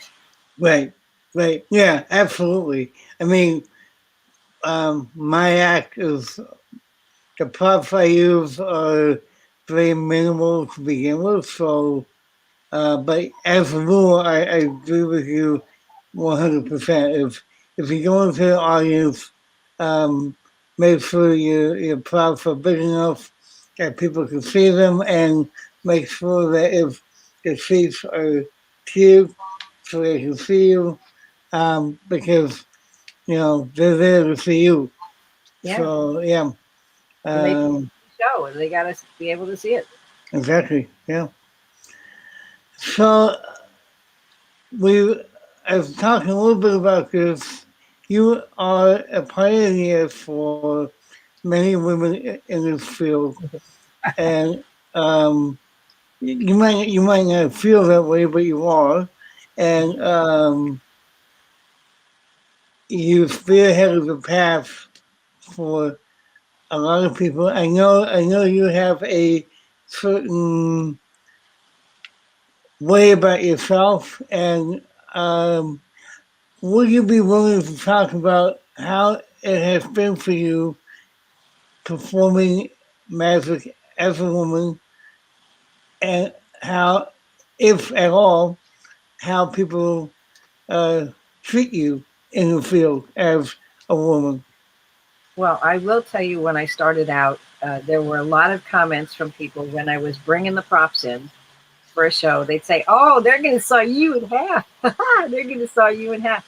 And I go, "Well, we'll see. Yeah, we'll see. Let's see how this plays out." And my it's so odd, because like even agents, they would say, "Oh, you got to look sexy. You got to, you're beautiful. You should look sexy. You should show some stuff, Mhm. And Clothes off. and at first, I couldn't even get agents to consider booking me as a magician. They wanted to uh, talk me into doing porn and doing. If you could do magic and strip at the same time, that would be great. I'm like, Right, not great for me. Not right, for me. right. We need to skip that concept. I Mm, am not going there. It is not going to happen. There's mhm. no amount of talking. You need to go the other way. I need you to know it's not going to happen. And so then, as time went on, I went from having a little bit of sexy outfit to we're not doing sexy. Pretty, I'll go for the beautiful look, as beautiful as I can get. And Or like, look at the jacket she has on. ooh la But la. it's not low cut and Yeah. And so Mhm. I don't want the audience to go there. I don't want them to judge me on that. I want them to enjoy the show, the magic. Right. So that is a hard thing to do. It was hard at the beginning, to really kind of educate the audience that it's okay, calm down. So what I did, this is very cool. When I was in New York City, I did an audition for the Westchester Department of Parks. They were looking to hire entertainers, magicians, jugglers, people for the Parks Department to perform at all of their parks in Westchester. And I thought, wow, 30 shows. Nobody gets 30 shows. To this day, who gets 30 shows? Nobody. Right. And so I went and I auditioned, and I get there, and there's this big empty room with a long table and the 3 chairs with clipboards with pens, and the 3 people are there, like, with their pens in hand, and they say, "Hi, how are you?" Blah blah blah, and I go, and I was like, "Oh my God, how can you audition for people that are just sitting there with clipboards? It's not, you don't have to write anything down. You either Right. like it or you don't.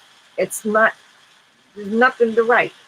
So I'm like, all right. And I took a deep breath and I said, well, I'm going to try this, because if I have to do the show that way, I may not get it anyway, because this is very weird.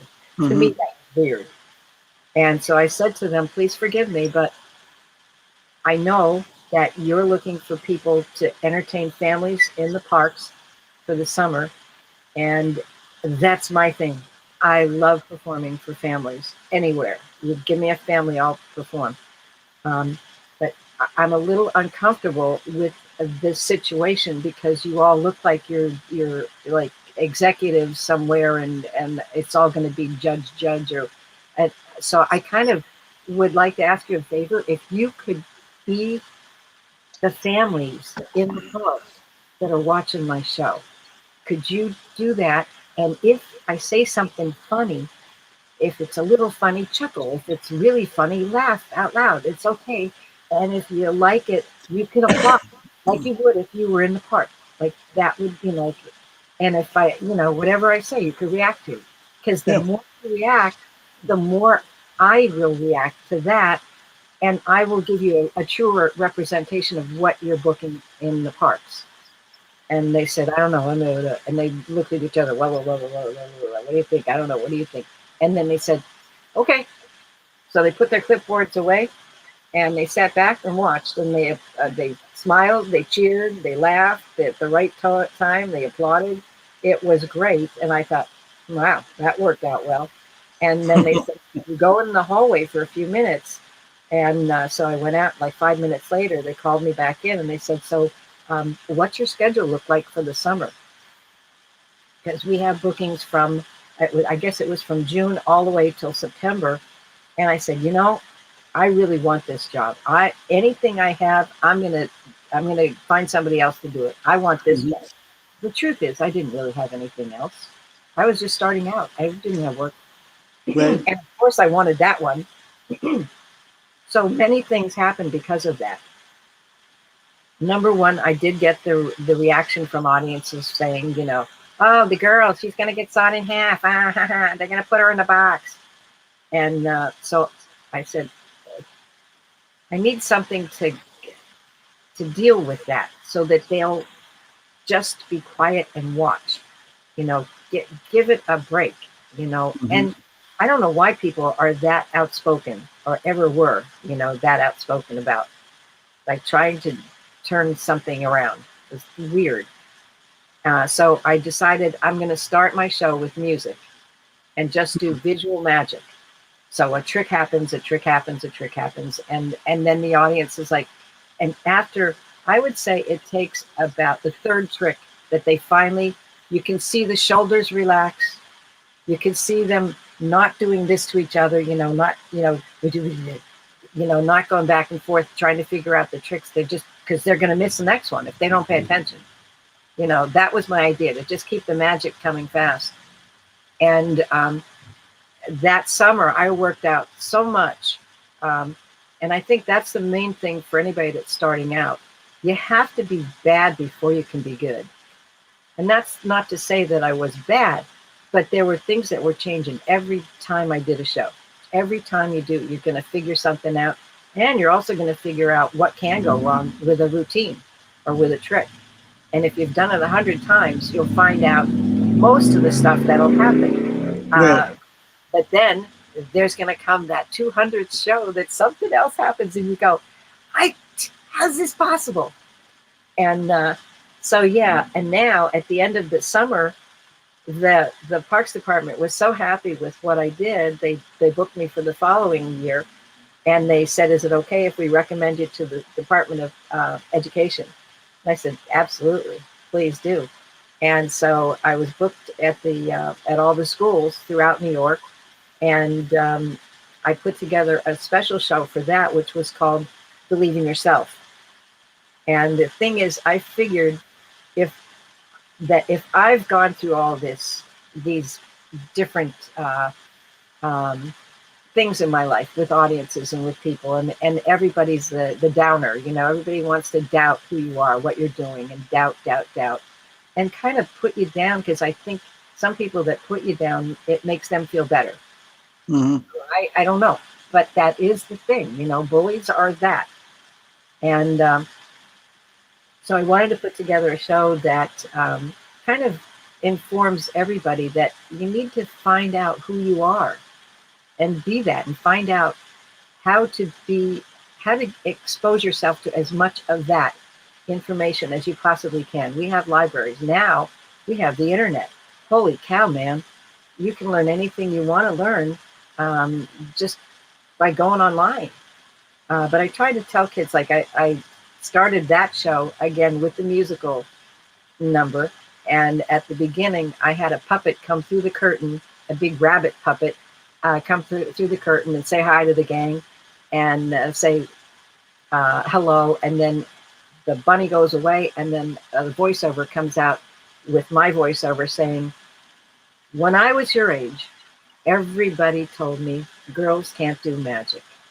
And then the music starts, and then I do the magic, magic, magic. And at the end of that, and all the applause, then I say, so I have a question. What do you think? Do you think girls can do magic? And they go, yeah. And then I say, well, I got another question. Do you think boys could be a nurse? And they go, no. I go, wrong. We need male nurses. We do, because men typically are stronger than women, and we have a lot of patients that need a strong person to lift them, to move them from one bed to another, and that's very, very important. We really need them. And oh, I have another question. Do you think a girl could be a truck driver? You think a female could be a truck driver? And they go, no. I go, well, you better start looking every time you see a truck driver, because we're starting to have women drive trucks.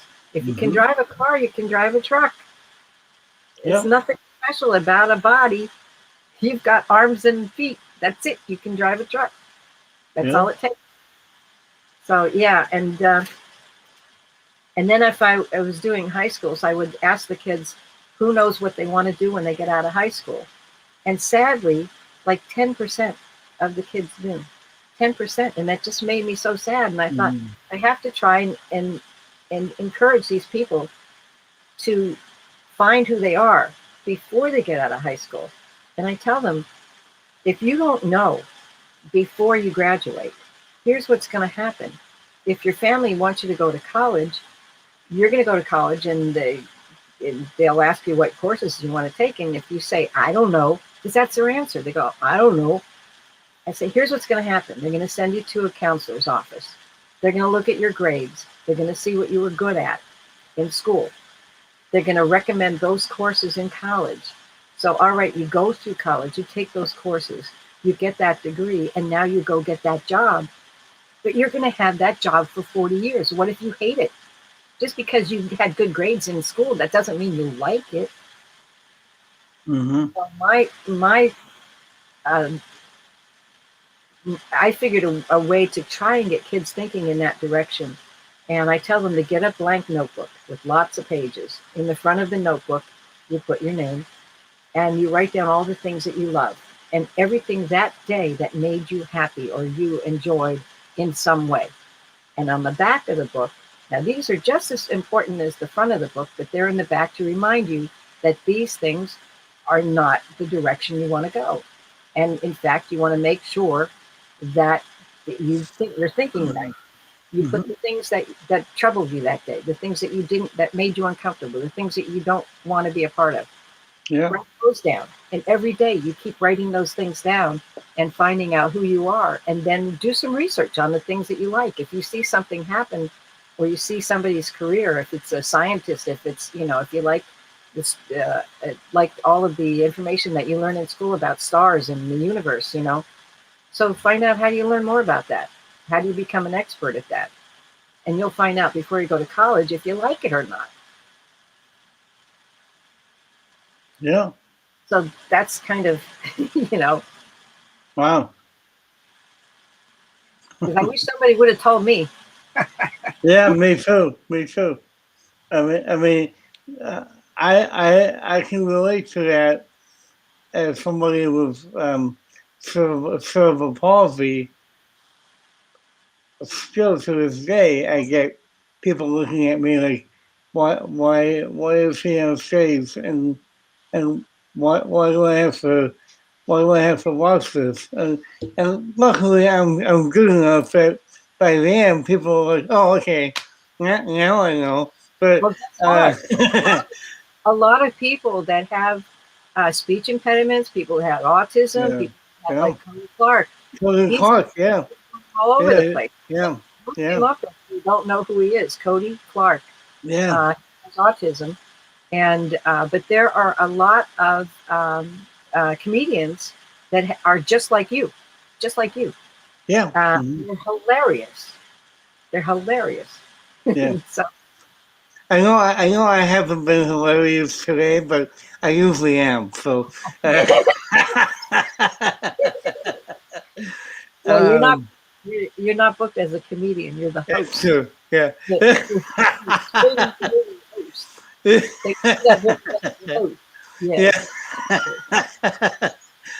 Yeah. um,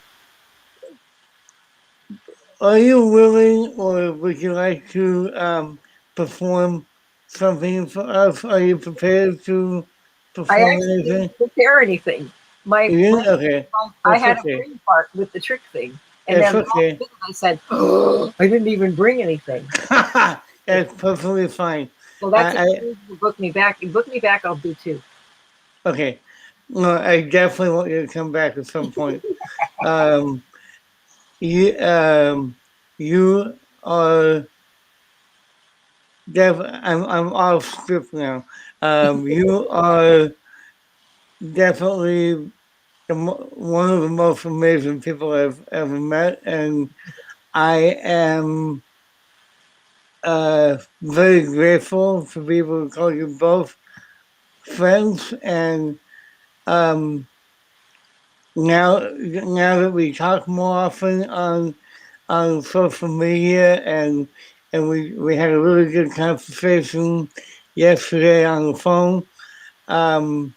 It really means it's almost like I'm getting some kind of closure, because when I was really sad when the townhouse closed, Yeah. um, for a number of reasons, but mostly because I didn't know how to see you guys anymore, and and I I'm very grateful on many levels that we're in contact again, and I'm also very grateful that you came on my show and um, were willing to stay as long as you did, and uh, to tell us so many wonderful stories. And I know you have many more that you have that. So The girl can you, talk, that's for sure. so I'm definitely going to ask you back again. So Love to. I I say thank you.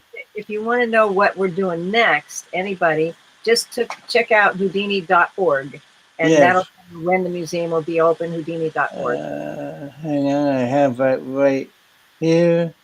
There we There you go. go. That Yep. one. Did you Yep. get that, Ralph?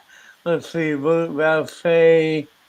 Oh, yeah. Ralph said, "Thank you, Mr. Dietrich." I was fucking him on, but it was great hearing your history and Houdini's. Thank you, Tommy. It was a wonderful opportunity to watch this. You're very welcome, Ralph. Thank you for watching, and I know that at least 5 other people watching too. Um, um, uh, F. Patrick said hello. Yes. Hi, yes. Um, and I know he lives nearby you guys. He's a local. Yeah, we Um, know him. yeah, yeah. He and I are performing together tomorrow. Oh, Uh, um, on Facebook Live, as well as Zoom at the same time tomorrow around 1 o'clock. And if anybody would like to see that, you can go to my Facebook page, and all the information is right Nice. there. We'll watch it for sure, right? Cool. What time? 1 o'clock Eastern Standard Time. Of course, I was so busy today, I forgot to upload a poster of it. But again, you can. Well, I'm kind of taking over temporarily for my friend Omar Illusion. It's his show, but he and his family are in the middle of moving into a new house. So I asked him if I could take it over until he's ready to take it back. So um, I'm a little scared of it right now, but yeah, and I'll definitely send you guys a link so you won't have to look for it. But anybody else who wants to go see it, just go to my Facebook page, Tommy Burnett Magic, and it's right there at the top. Any parting words? I think everybody should just be you, and figure out who you are and what feels good in your heart, because you're going to be good at it if that's what's really in your heart. Yeah. I think if you're trying to be somebody else, it may not work.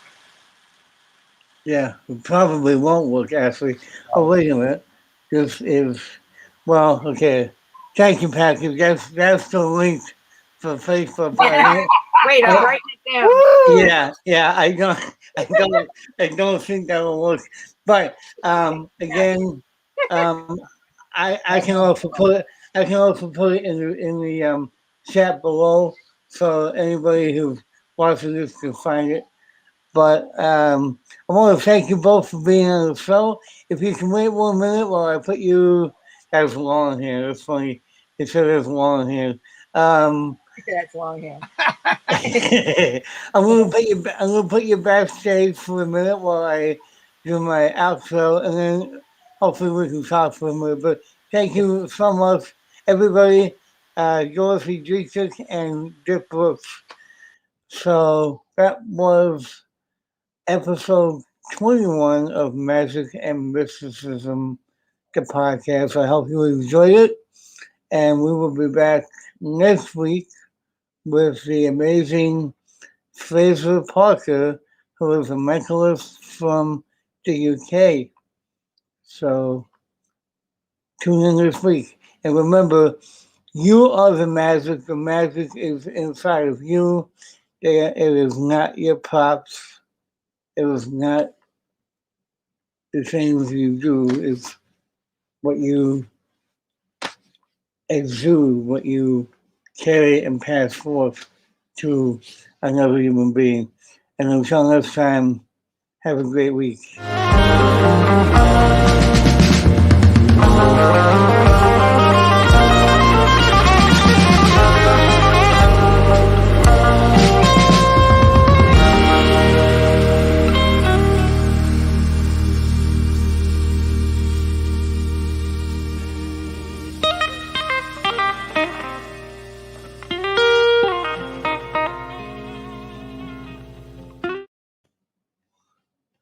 I'm still here.